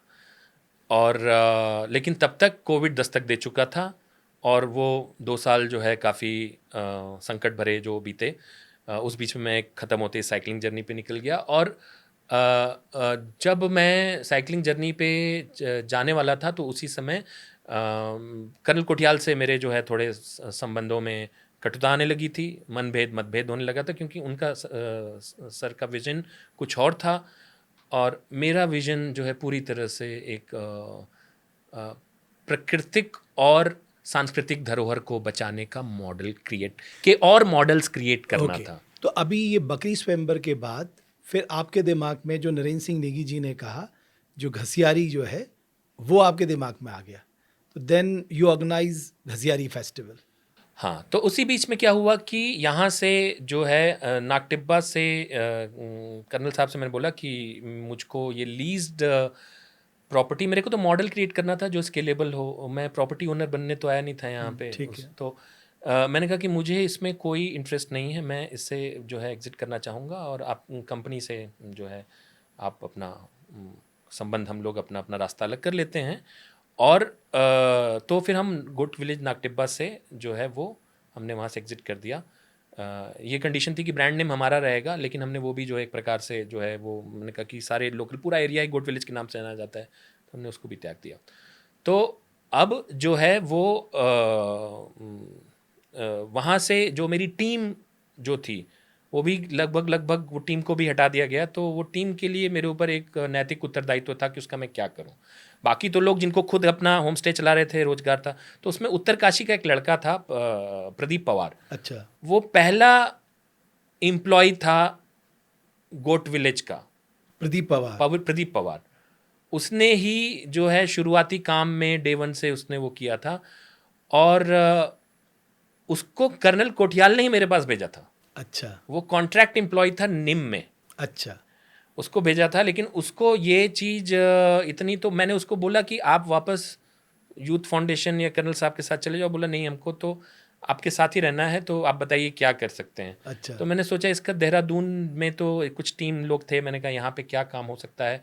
तो मैंने कहा ये जैसे यहाँ के कई सारे लड़के जो हमारे यहाँ काम करके अपना अपना काम कर रहे हैं, मैंने कहा तुम उत्तरकाशी में जाके अपना काम करो, ठीक बात है। अपने गांव में काम करो, अपने पशुओं के जो डांडे हैं खाली पड़े हैं उनको रिवाइव करो, और एक बहुत बड़ा इकोसिस्टम पूल बन गया था वॉलेंटियर, अच्छे अच्छे best of the architect brains का, पर्माकल्चर एक्सपर्ट्स का, स्टोरी टेलर्स का। तो इनको सबको मैंने वहाँ पे इन्फ्लुएंसर्स वगैरह तो उसको वहाँ भेजना शुरू किया। और उसके मुझे लगा यहाँ पे भी एक आवश्यकता है ऐसे इवेंट की जो कि इस जगह को एक हाई एंड टूरिज्म के रडार पे लेके आ सके। तो मतलब आपका फॉर्मूला जो मैं समझ रहा हूँ कि अगर आपको किसी डेस्टिनेशन को, जैसे कि आपने कहा हमारे जो अभी के डेस्टिनेशन हैं वो अब वो स्थिति तक पहुँच चुके हैं, तो नए डेस्टिनेशन के लिए बहुत ज़्यादा ज़रूरी है कि आपको नए आइडियाज़ के साथ एक फेस्टिवल के तरह उसको आगे लाना होगा, ये आप कह रहे हैं। जी। तो फिर ये महिला घसियारी जो है, तो ये घसियारी का फिर क्या इस कॉन्सेप्ट को आपने आगे बढ़ाया? हाँ, तो देखिए वो प्रदीप पवार ने अपना जो शुरू किया उसको भी ब्रांड नेम दिया मैंने कि एक इसको नाम रखो the women village, the women village. जिसको लोकल लैंग्वेज में बुआरी गांव बोलते हैं। अच्छा। हाँ, वहाँ काफ़ी सारी महिलाएं हैं जिनके पति या तो कहीं नौकरी कर रहे हैं या फौज में में होंगे शायद। तो वो महिलाएं ही पूरा रीढ़ की हड्डी हैं उस गांव की। तो मैंने कहा यही सबसे स्ट्रांग इसका एलिमेंट है, इस गांव की पर्सनालिटी का ब्रांड एलिमेंट, इसको हम पोजीशन करेंगे एज दी वुमेन विलेज या बुआरी गांव। और दूसरा एक अच्छा इत्तेफाक या संयोग बोलिए कि स्वर्गीय सविता कंसवाल जो हमसे बहुत लंबे समय से हमारे साथ एज अ वॉलेंटियर जुड़ी थी। अच्छा, हम लोग के सविता साथ कंसवाल आपके साथ जुड़ी थी? जी। तो वो निम में एडहॉक इंस्ट्रक्टर की तरह भी काम करती थी, बाकी खाली समय में जो है बकरी छाप के लिए कई सारे उसने जो है ग्राउंड वर्क किए हैं एज अ वॉलेंटियर। क्योंकि वो बहुत ज़्यादा उसको लगता था, छोटी बच्ची को उस उम्र में लगता था कि पहाड़ के गांवों में इस वाले टाइप के काम से रोजगार आ सकता है। उसको ज़्यादा तो नहीं पता था, लेकिन इतना उसको एक सिंपल लेमैन मतलब इंटरप्रिटेशन छोटे था। छोटे इंटरवेंशन करके भी आप लोकल हाँ। इकोनॉमी को जनरेट कर सकते तो वो खुद जो है एक बहुत ही कर्मठ कार्यकर्ता की तरह से हम लोग साथ जुड़ी थी। और बीच में जब ये कोविड वगैरह का टाइम आया तो उसने बताया कि सर मुझे एक माउंटेनियरिंग एक्सपीडिशन करना है, मुझे बहुत ज़्यादा माउंटेनियरिंग बारे में पता नहीं है, उस जो भी पता है उसके थ्रू थोड़ा बहुत पता है। तो वो उसने बोला लॉत्से जाना है सर। तो मैंने कहा लॉत्से क्या है? तो बोली कि सर ये माउंट एवरेस्ट से टेक्निकली ज़्यादा सुपीरियर पीक है। अच्छा। हाँ, लेकिन इसका उतना ब्रांडिंग नहीं हुआ है, लेकिन जो मतलब विद इन इंडस्ट्री इसकी बड़ी वैल्यू है, तो इससे मेरा करियर प्रोग्रेस करेगा। तो व्यक्तिगत रूप पे मैं इस तरह की माउंटेनियरिंग का पर्यावरण पॉइंट ऑफ व्यू से जो है विरोधी हूँ, लेकिन मुझे लगा ये एक अच्छी लड़की है और ये शायद कुछ करके आके वापस बता सके क्या नहीं करना है। जैसे आज 5 स्टार होटल में मैं काम करने के बाद बताता हूँ ना कि क्या नहीं करना है। ठीक बात। ट्रेनिंग में अगर आप home stay, cultural stay, farm stay, agro tourism करा रहे हो तो आपको होटल या रिजॉर्ट नहीं बनना है। सिमिलरली तो मैंने उसको जो एक हमारे गोट विलेज के काफ़ी अच्छे अच्छे गेस्ट वहाँ पे एक हम लोग वहाँ पे CEO, सेलिब्रिटीज़, ऐसे लोगों को लेके आने में हम सफल रहे। सेलिब्रिटीज़ वहाँ वॉलंटियर करके गए, बहुत अच्छे अच्छे वॉलंटियर।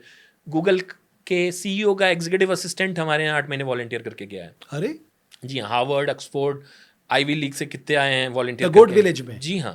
अरे इसीलिए जो है उसका एक ब्रांड बिल्डिंग क्रिएट होता गया एक खास तरीके के ऑडियंस में। तो गवर्नमेंट कभी आकर्षित नहीं हुई इस तरह की ब्रांड वैल्यू के ऊपर, या कहते हैं ना आप आइडियाज लेते हैं कि भाई ये सक्सेसफुल मॉडल हुआ, हम नहीं इसको नहीं, दूसरी बिल्कुल जगह नहीं हुई। replicate कर सकते हैं? और वो तो उसके मतलब अगर आप गवर्नमेंट वाला रूट लें तो आप शायद इस तरह के इनोवेशन कभी नहीं पनपेंगे। और पनपे हालांकि गवर्नमेंट को ऐसे लोगों के साथ कोलैबोरेट करना चाहिए, लेकिन शायद गवर्नमेंट इकोसिस्टम जो है ये विजन को समझ नहीं पाता है कि कच्चे रास्ते क्यों होने चाहिए, लाइट क्यों नहीं होनी चाहिए, या येलो बल्ब भी क्यों यूज़ करो, वाइट क्यों नहीं यूज़ करो, वाइट इज़ डाउन मार्केट। वो बर्ड बीज बटरफ्लाई उसको बॉडी क्लॉक को कंफ्यूज करती है, ह्यूमन बॉडी क्लॉक को भी। प्राकृतिक रूप से हम रात में आदि मानो पीली लाइट, थोड़ा लाइट, नो लाइट या चांद की रोशनी या पीली लाइट के लिए बने। तो ये चीज़ें नहीं समझ में आती हैं और उनको ये नहीं समझ में आएगा कि हम ऐसी कौन सी ट्रेनिंग दे रहे हैं जिसमें हम उन्हें बता रहे हैं कि कांटा छुरी, ये पूरा स्कैम है ना। फिश खाने के लिए अलग कांटा, स्टेक के लिए अलग कांटा, ब्रांडी के लिए अलग ग्लास। तो हम सविता कंसवाल पे थे। सविता कंसवाल की बात अगर करें तो सविता कंसवाल साथ में जुड़ी हुई थी, लॉत्से करके आ गई थी और एक लोकल यूथ के बीच में काफ़ी एक उसकी अपनी एक छवि बन गई थी। तो हमने सोचा कि ये घसियारी फेस्टिवल की एंकर सविता को बनाते हैं। अच्छा। और चूंकि मैं तब तक मेरा साइकिलिंग राउंड 1 वाला माइंडसेट बन चुका था, तो मेरे दिमाग में जो है वो भी कुछ कुछ चीज़ें जो है वो थोड़ा सा उस ट्रैक पे सोचने लगा था। तो मैंने कहा कि एक मुझे कोई रिसोर्स चाहिए जो कि बिल्कुल दमखम के साथ में करे। और सविता कंसवाल पास के ही गाँव की है। प्रदीप का गाँव है मथोली। मथोली से ही चिन्याली सौड़ से इधर मुड़े तो मथोली, उधर मुड़े तो लोंथारू। तो सविता मतलब 4 बहनों में सबसे छोटी बहन और बहुत ही एक मतलब मार्जिनलाइज फैमिली। कभी उसको वहाँ से बाहर का एक्सपोजर नहीं मिला था, लौट से करके आ गई वो। और तो उसने घसियारी कंडक्ट किया, लेकिन उसने वाकई उस घसियारी को, पहले घसियारी में जो आप बोलिए ना पत्थर में प्राण प्रतिष्ठा, वो सविता कंसवाल ने किया। ये घसियारी फेस्टिवल है जी। अब जो मतलब ये हुआ मैंने कि सब अगला घसियारी फेस्टिवल ये सोचा था सविता के गांव में कराएंगे लोंथारू में, लेकिन दुर्भाग्यवश नहीं रही हमारे बीच में।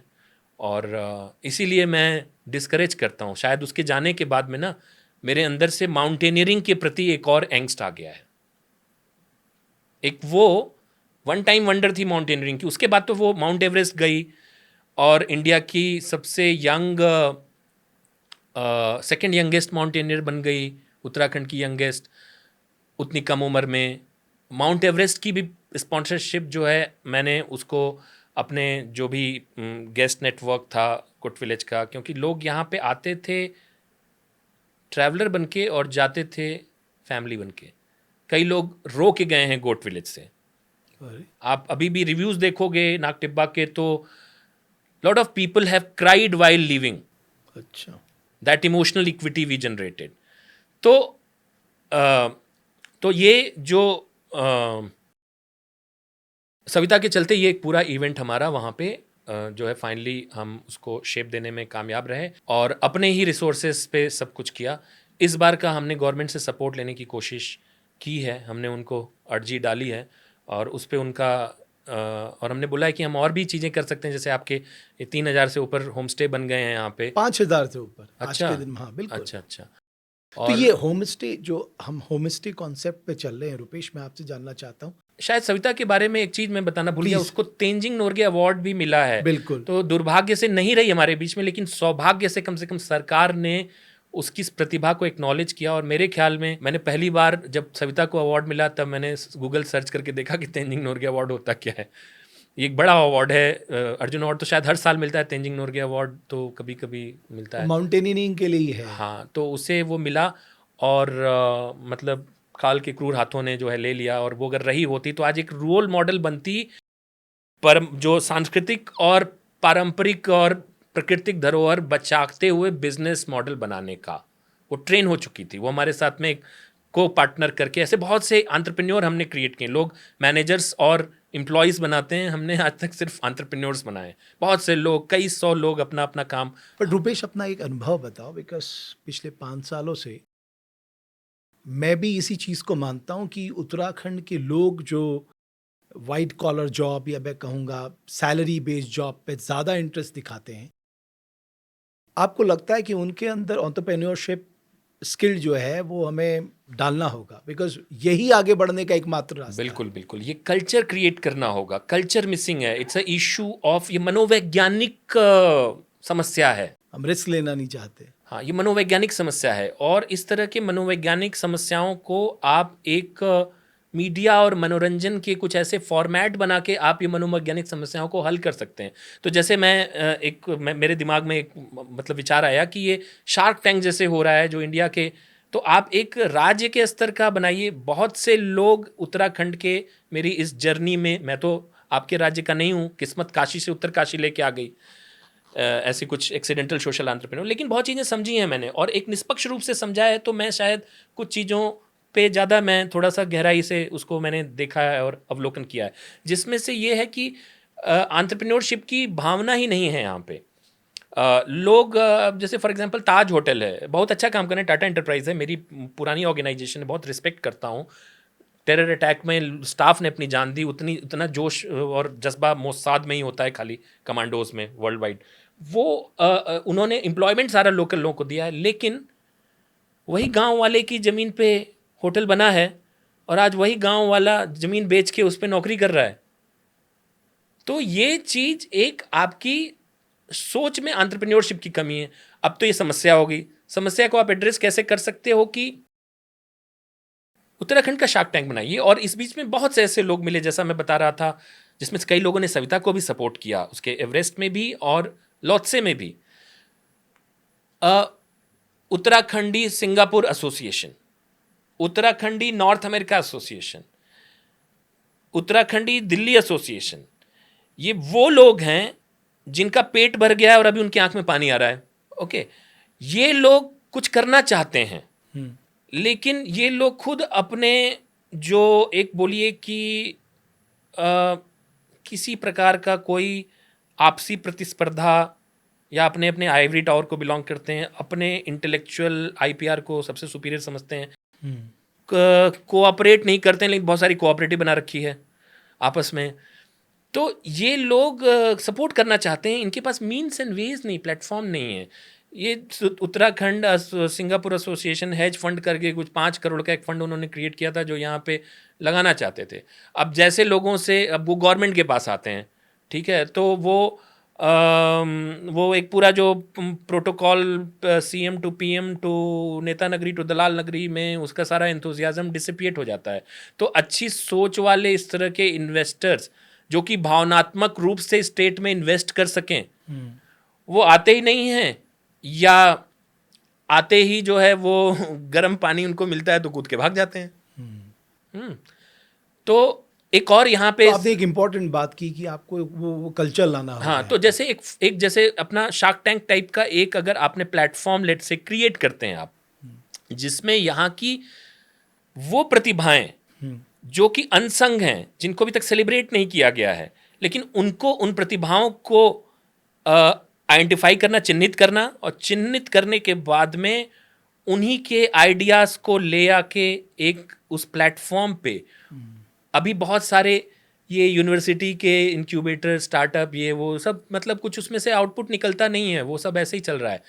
एक्चुअल अगर आप यहाँ पे स्टेट लेवल का एक ऐसा प्लेटफॉर्म बनाएं, तो उसमें जो वो लोग जो वापस पिरामिड के टॉप पे पहुंच गए हैं, लेकिन उत्तराखंड मूल के हैं, लेकिन उत्तराखंड में नहीं रह रहे हैं, किसी न किसी तरीके से अपने पैराशूट से आके यहाँ ग्रास रूट में घुसना चाहते हैं, उन लोगों के फंड को एक प्लेटफॉर्म दीजिए, और ये इस तरह के इंडस्ट्री ट्रेड एक्सपर्ट बुला के आप इन युवाओं से उनके बिजनेस मॉडल्स का इवेल्युएशन कीजिए, और जो उसमें मेरिट बेस्ड है, ये एक रियलिटी प्लेटफॉर्म है, इसमें कोई बेईमानी का चांस बहुत ही क्षीण या नेग्लिजिबल या जीरो है, लगभग।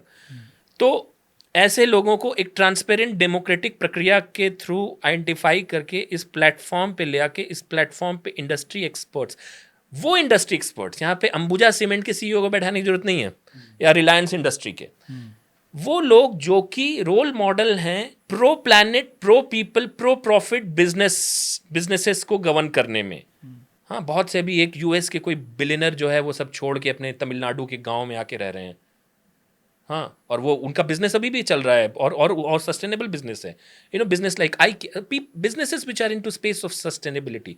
ये अगर आपने कर लिया तो उत्तराखंड की एक बहुत ही डिस्टिंक्ट ब्रांड पोजीशनिंग हो जाएगी, ये और भी दूसरे इन्वेस्टर्स को अट्रैक्ट करेगा, क्योंकि 2 बड़े प्लस पॉइंट हैं स्टेट के। एक तो फैलो लैंड, जो कि अनयूटिलाइज्ड लैंड, जिसमें अभी टॉक्सिक नहीं हुई है पलायन की वजह से। रुपेश, मैं अगर आपकी बात को मानूं तो आप कह रहे हैं हम पहाड़ में हर हाल में खेती को बचा सकते हैं। जी, बिल्कुल बचा सकते हैं, क्योंकि पूरे देश की, मैं अपनी साइकिलिंग यात्रा में बहुत राज्यों में गया हूँ, कई ग्राम पंचायतों में गया हूँ, पेड़ लगाए हैं, हर जगह जो है ज़मीनें टॉक्सिक हो रखी हैं। पंजाब के कुछ गांवों में ट्रेन जो वहाँ से जाती है, उनको लेके बीकानेर, उसका नाम कैंसर एक्सप्रेस पड़ गया है। हर जगह weedicide, fungicide, pesticide, urea, germicide, eventually suicide, जमीनें बंजर, औलादे कंजर, एक पिक्चर का डायलॉग था, वो उड़ता पंजाब समथिंग। एकदम यही स्थिति है हर जगह।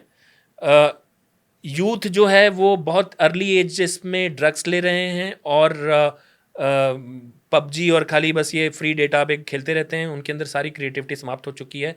और ये जो शॉर्टकट बन गया है खेती, मशीनें आ गई हैं, सब कुछ मैकेनिकल हो गया, हाथ पैर का काम बचा नहीं। ऐसे में सिर्फ छोटे वो मार्जिनलाइज्ड किसान हैं जिनकी ज़मीनें मार्केट लिंकेज न मिलने की वजह से बची रह गई, उनको उनको बाजार नहीं मिला। जो परंपरागत उगा रहे थे या तो खेत छोड़ के चले गए, और या तो उगा रहे थे तो उतनी छोटी वो है, उसके पास जहर खरीदने को पैसे नहीं थे तो पेस्टिसाइड कहाँ से खरीदेगा। ठीक बात है। ठीक। तो आप कह रहे हैं हम ब्लेस्ड हैं कि हमारी खेती अभी जी। तक पेस्टिसाइड इन सब चीज़ों से बची जी, है। तीन इस त्रिकोण के तीन बिंदु मुझे दिख रहे हैं। डिज़ाइन थिंकिंग कुछ मैं कर रहा हूँ कि एक तो यहाँ का यूथ हो गया, बहुत ही कर्मठ है, जहाँ पे भी जाता है अच्छा काम करता है, अच्छी इमेजरी करता है उत्तराखंड का यूथ, चाहे फौज में जाए, चाहे रेस्टोरेंट होटल बिजनेस में जाए।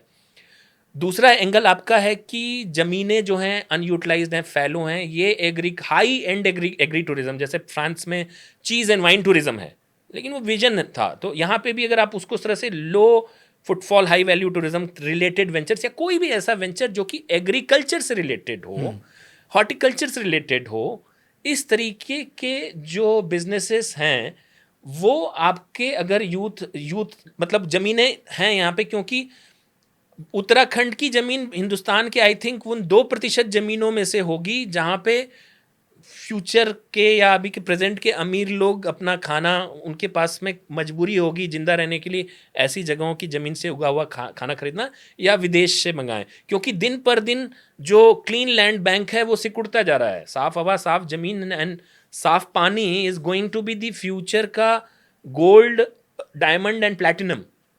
तो तीसरा त्रिकोण का बिंदु है एक अपॉर्चुनिटी। मैं सिर्फ नेगेटिव बातें नहीं करना चाहता हूं, मैं एक जो मुझे क्लियर कट अपॉर्चुनिटी दिखती है। तीसरी अपॉर्चुनिटी यहाँ पे जो है वो है किसी भी इन्वेस्टर के लिए, बड़े इन्वेस्टर। अभी तो मैं आपका एक प्लेटफॉर्म बोल रहा हूँ जिसमें उन लोगों को जो भावनात्मक रूप से जुड़े हैं स्टेट में इन्वेस्ट करना चाहते हैं, जो भावनात्मक रूप से नहीं जुड़े हैं और प्योर कमर्शियल वजह से आना चाहते हैं या इन्वायरमेंटल या दोनों के कॉम्बिनेशन की वजह से आना चाहते हैं, वो लोगों को सबसे सेफ ग्राउंड वहाँ पे लगता है काम करना जहाँ पे क्राइम रेट कम हो। और उत्तराखंड जो है मेरे ख्याल में देहरादून सबके बावजूद जो है सबसे कम क्राइम वाला सिटी होगा। और इन जनरल पहाड़ों में अपराध की रिपोर्टिंग, अपराध है भी तो बहुत ही छोटे स्तर के अपराध वन हैं। ऑफ द सेफेस्ट स्टेट मैं Yes. कहूँगा। So this is one of the key criteria for any big time investor to look for safety and security. अब मेरा दोस्त स्वतंत्र बता रहा था कि जैसे यहाँ पे एक भी कुछ ऐसी घटना हो जाती तो सारी पुलिस बेरोजगार रहती, उसी के पीछे लग जाती, इसलिए यहाँ पे क्राइम होता ही नहीं है। जैसे अभी कोई नोएडा के SHO के पास में कितने कॉल्स आ रहे होंगे उस कंपैरिजन में यहाँ पे। So it is a very good thing. So there is a land which is pristine, there is a youth which is high energy but unutilized, and there is a state where there is crime rate is very low and abundance of natural resources, but don't destroy it, utilize it True. and protect it. तो आप कह रहे हैं कि हम ये create कर सकते हैं अगर हम मार्केट लिंकेज दे दें फार्मर्स को, उनके उत्पाद का उनको सही दाम मिल जाए तो हम पहाड़ों में खेती को बचा सकते हैं। अब मैं वापस आता हूँ, जो आपका पैशन भी है और जो मुझे लगता है सबसे बड़ा एक्सपोजर और सबसे बड़ा अनुभव आपको जो दे रहा है वो आपकी यात्रा है, जो आपने 15,000 किलोमीटर की साइकिल यात्रा की है 2 फेजेस में। जी।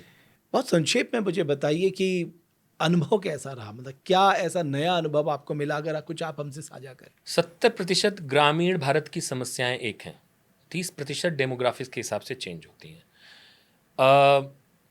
एक अनुभव ये रहा कि जो जल जंगल ज़मीन के आखिरी कस्टोडियन बचे हैं, मतलब ग्लेशियर, समुंदर, जंगल, इसके जो आखिरी जो रखवाले बचे हैं वो मार्जिनलाइज कम्युनिटी है। 14 करोड़ की संख्या है भारत में इनकी, जिसमें से 9 करोड़ स्मॉल फार्मर्स हैं, 5 करोड़ टोटली मार्जिनलाइज फार्मर्स हैं। यही वो लोग हैं जो पारंपरिक रूप से खेती कर रहे हैं। बिल्कुल।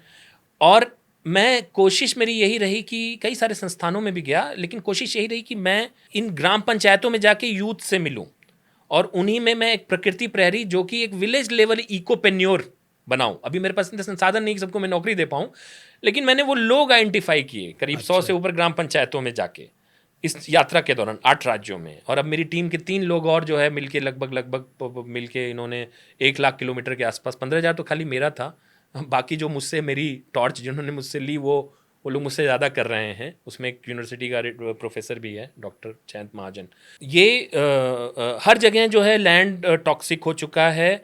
खाली जो छोटे हाथ पैर की खेती करने वाले किसान हैं, जो ट्रैक्टर नहीं अफोर्ड कर सकते हैं, परिवार के सारे सदस्य ही मिलके उसमें लगे हुए हैं। एक आदमी कहीं बम्बई या कहीं जो भी नियरेस्ट टाउन सेलम साउथ में कमाने चला जाता है, या उधर कोलकाता में, उधर आसाम में गुवाहाटी साइड में चला जाता है। और ये लोगों के घर भी जो है वो काफ़ी हद तक परंपरागत बचे हुए हैं। तो 5 ये आखिरी, लेकिन ये इस पिरामिड पे ये अपवर्ड देखते हैं। ये जो लोअर मिडिल क्लास है उसको, ये उनके हीरोज़ हैं। लोअर मिडिल क्लास का हीरो जो है वो मिडिल क्लास में बैठा है। मिडिल क्लास का हीरो जो lower upper class neo rich segment में बैठा हुआ है। लेकिन जो सबसे ऊपर पिरामिड पे बैठा है वह दुनिया की जो 12-15 फैमिलीज जो कि 70% वर्ल्ड की वेल्थ को ओन करती हैं, जिन्होंने इस पृथ्वी पे ये सारा दुराचार किया। इन्होंने ही 200 साल पहले बोला था कि प्लास्टिक यूज़ करो, प्लास्टिक वापरो, खाली प्लास्टिक सभ्यता की निशानी है, ऑटोमोबाइल सभ्यता की निशानी है, पक्का घर सभ्यता की निशानी है। अब ये लोग जो है इससे त्रस्त हो गए हैं। अब यही लोग क्लाइमेट चेंज में फंड करना चाहते हैं, क्योंकि इनको लग रहा है इनके बिलियन ट्रिलियन डॉलर एम्पायर्स, क्योंकि ये पिरामिड के ऊपर हैं, तो इनको नीचे का दिखता है कि ये पूरा ख़त्म हो रहा है सब कुछ। तो मेरी यात्रा का एक मैसेज था, उस मैसेज को मैं दोबारा रिले करना चाहूँगा। वो एक कि जो चेंज बिफोर क्लाइमेट चेंज इस यात्रा का एक मकसद था। मिशन को मैंने पायनियर किया, जो कि मैं एक अकेले आदमी की जर्नी अब एक छोटा सा माइक्रो मूवमेंट बन गया है। कितने स्टेट में घूमे आप? मेरे 8 स्टेट हुए, और मेरे साथ के मिलके इन्होंने जो है इंडिया के सारे स्टेट्स और लगभग 1/3 जिले और उससे एसोसिएटेड कस्बे गांव। तो ये जो पूरा बदलाव आ रहा है जलवायु में, हाँ, तो लोगों में ये जागरूकता है कि इसके लिए केवल और केवल हम जिम्मेदार हैं? नहीं, बिल्कुल भी नहीं है। बहुत खासकर देखिए, होता क्या है कि जैसे मैं इस दौरान अच्छे एलीट कॉलेजेस स्कूल्स में भी गया, गांव के टाटपट्टी स्कूल में भी गया। फ़र्क समझिएगा, तो जो एलीट हैं उन्हें अगर मैं क्लाइमेट चेंज की अंग्रेजी बता रहा हूँ तो वो I am wasting my energy in converting who is already a convert. ठीक है, जैसे दून स्कूल के बच्चे हमारे यहाँ, वुडस्टॉक के, और धीरू भाई अंबानी स्कूल भी हमारे यहाँ आया है 2 बार कानाताल में लोकल विलेज इंटरेक्शन के लिए। तो इनके लिए हमने उस तरह के एडू टूर एक्सपीरियंस क्रिएट किए। तो वो वहाँ पे जब ये बच्चे आते हैं तो इसमें जो सबसे स्मार्ट बच्चा होगा या सबसे कम स्मार्ट होगा, उससे पूछिए कि आलू कहाँ उगता है, तो बताएगा सुपर स्टोर से आता है, उसको उसके बाद की लिंकेज नहीं पता है। जो सबसे स्मार्ट होगा वो बोलेगा कि पेड़ में उगता है, उसको ये नहीं पता है कि ज़मीन के अंदर होता है। लेकिन उसको ये पता है कि क्लाइमेट चेंज क्या है, उसको ये पता है कि 100,000 ईयर्स लगे हमको 200 करोड़ होने में। 1923 में 200 करोड़ थे, 2023 में ठीक 100 साल में 800 करोड़ हो गए। ये उसको पता है। गांव के लड़के को ये जल जंगल ज़मीन और पर्यावरण और पॉपुलेशन का कुछ नहीं पता है, लेकिन उसको ये अभी पता है कि आलू जो है ज़मीन के अंदर में होता है। उसको अपने फादर की तरह से 15 वो क्रॉप्स जो होती हैं एक सीज़न में, या वो 12 मोटे अनाज, वो सारे न गिना पाए। 12 नाजा। हाँ, 12 नाजा was the most sustainable way of agriculture in पहाड़। और वही हमारी खेती के लिए आज भी लाभदायक है, आज भी प्रासंगिक वही है। बिल्कुल। और ये भूमि का कटाव रोकता है, वाटर रिटेन करता है, बायोडाइवर्सिटी प्रमोट करता है। उसके इतने मतलब रेंज ऑफ फ़ायदे हैं, स्केल और मैग्नीट्यूड दोनों है फ़ायदों का उसमें, बट समझता नहीं कोई। तो बहरहाल, तो वो ये चीज़ शहर के बच्चे को पता है, गांव के बच्चे को नहीं पता है। लेकिन क्या है कि जो कस्टोडियन है वो गांव वाला ही है। तो और अभी गांव के बच्चों में हीरो कौन है? वो जो पोचिंग करता है, बूट लेगिंग करता है, या कोई ऐसा काम करता है जिससे कि वो खूब पार्टी दे सके थर्मोकोल की प्लेट में और बीयर की बोतल मंगा के, वो गांव का हीरो है। अब उस हीरो का एंटी हीरो कहाँ से क्रिएट करोगे? ठीक है, आपका पॉलिटिकल लीडर तो बॉटम अप से ही आएगा डेमोक्रेसी में, है। तो वो अभी आपके पास चांस है कि उसी लेवल पे, उस नर्सरी पे उसको कुछ ऐसे एंटी हीरो बनाओ आप। तो कैसे बनेंगे एंटी हीरो? जबकि उसको लगेगा कि जल जंगल ज़मीन बचाना कूल है, जल जंगल ज़मीन बचाना सेक्सी है, या इसमें रिकॉग्निशन ज़्यादा है। तो ऐसे 100 गांवों में गया, 120 गांवों में, और मैं इस प्लेटफॉर्म के माध्यम से, ये भी मेरा मकसद था कि मैं ऐसी एनजीओ से जो कि गलत जगह इन्वेस्ट करती हैं, सही जगह ऐसे जो रिसोर्स आइडेंटिफाई किए हैं मैंने और मेरे ग्रीन गोरिल्लाज ने साइकिल यात्रा के द्वारा, उसमें से किसी बहुत से टैलेंटेड लोग हैं। एक लड़की को राष्ट्रपति पुरस्कार मिला था, एक लड़का उसके माँ बाप ने सुसाइड कर लिया था तमिलनाडु में, टॉपर है वो अपने स्कूल का। तो वो बच्चों को कोई अगर अभी आज हार्वर्ड और प्रिंसटन आईवी लीग पढ़ने भेज दे एक बॉन्ड के साथ में कि वापस आके काम अपने गांव में ही करना है या अपने जिले में ही करना है, तो वो अभी बॉन्ड भी साइन कर देगा। और वो जब वापस आएगा तो जो गांव की लड़की जो अभी टू बी मैरिड, जो बेस्ट मोस्ट गुड लुकिंग लड़की है, वो शायद वो करेगी जो नया हीरो है और वो हीरो इन्वायरमेंट की बातें करेगा। तो ये एक मेथड मैंने मेथड इन मैडनेस जो है सोचा। इसी तरह से मैं विलेज लेवल एंटरप्रेन्योर बना के कि इसमें से कुछ अगर चले जाते हैं, एक अच्छी एजुकेशन लेके आते हैं, वैसे ही जैसे 5 स्टार होटल में ये सीखने के लिए जाना कि क्या नहीं करना है अपने रूरल टूरिज्म में और क्या करना है वो भी सीख के आओ, वैसे ही ये लोग कुछ अच्छी चीज़ें सीख के आएँ और कुछ अपने इंडिजिनियस चीज़ों को बचाएं। तो ये एक मॉडल, ये एक प्रकृति प्रहरी विलेज लेवल इकोपेन्योर ये था। और जिसका घर होगा वो कोई उसमें चेंज नहीं करना है, थोड़े बहुत हाइजीन के इंटरवेंशन, और जो आप प्रोड्यूस उगा रहे हो, एक हम लोग ऐप भी बना रहे हैं गैंग्स ऑफ ग्रीनपुर गॉक करके, वो इसी तरह के मार्जिनलाइज माइक्रो फार्मर्स के घरों का और पारंपरिक घरों का और पारंपरिक उत्पादों का जिसमें खाद नहीं डाला जा रहा है लेकिन ऑर्गेनिक सर्टिफिकेट नहीं है, ऐसे ही लोगों का एक प्लेटफॉर्म हमारा गॉग गैंग्स ऑफ ग्रीनपुर जो है, जो आप लाने जा रहे हैं। हाँ, मतलब हम ला चुके हैं लेकिन उस पर काम अभी थोड़ा से फाइन ट्यूनिंग हो रही है। जितने साइकिलिस्ट कम्युनिटी के लोग हैं उस पर ऑलरेडी जुड़ गए हैं, जो इस तरह की लॉन्ग डिस्टेंस मिशनरी साइकिल लेके निकले हैं। और एक बहुत अच्छा और फ्लिपकार्ट की तरह ही होगा ये भी। हाँ, देखिए फ़र्क ये है कि अमेजॉन, फ्लिपकार्ट, ये ज़्यादातर अर्बन एरिया में मर्केंडाइज में बात करें या एयरबीएनबी, मेक माई ट्रिप जैसी चीज़ें, आप अगर अकोमोडेशन के, तो इनके सब्सक्राइबर जो या इस पे जो वेंडर्स होते हैं, आपको सर्टेन लेवल की डिजिटल स्किल चाहिए, फोटोग्राफी स्किल चाहिए, आपको फॉर्म भरने का वो चाहिए, वो हुनर चाहिए। और जो कस्टमर भी है वो भी आपको उसी लेंस से देखता है। लेकिन हम लोग के प्लेटफॉर्म का जो कस्टमर है वो एक eco anxious sort of tribe है which is growing very fast. वो आपको जैसे आप ऑर्गेनिक सब्जी समझ गए, हर कोई पढ़ा लिखा समझ गया कि टेढ़ी मेढ़ा लगने वाला बैगन या गंदा लगने वाला आलू ही ऑर्गेनिक है।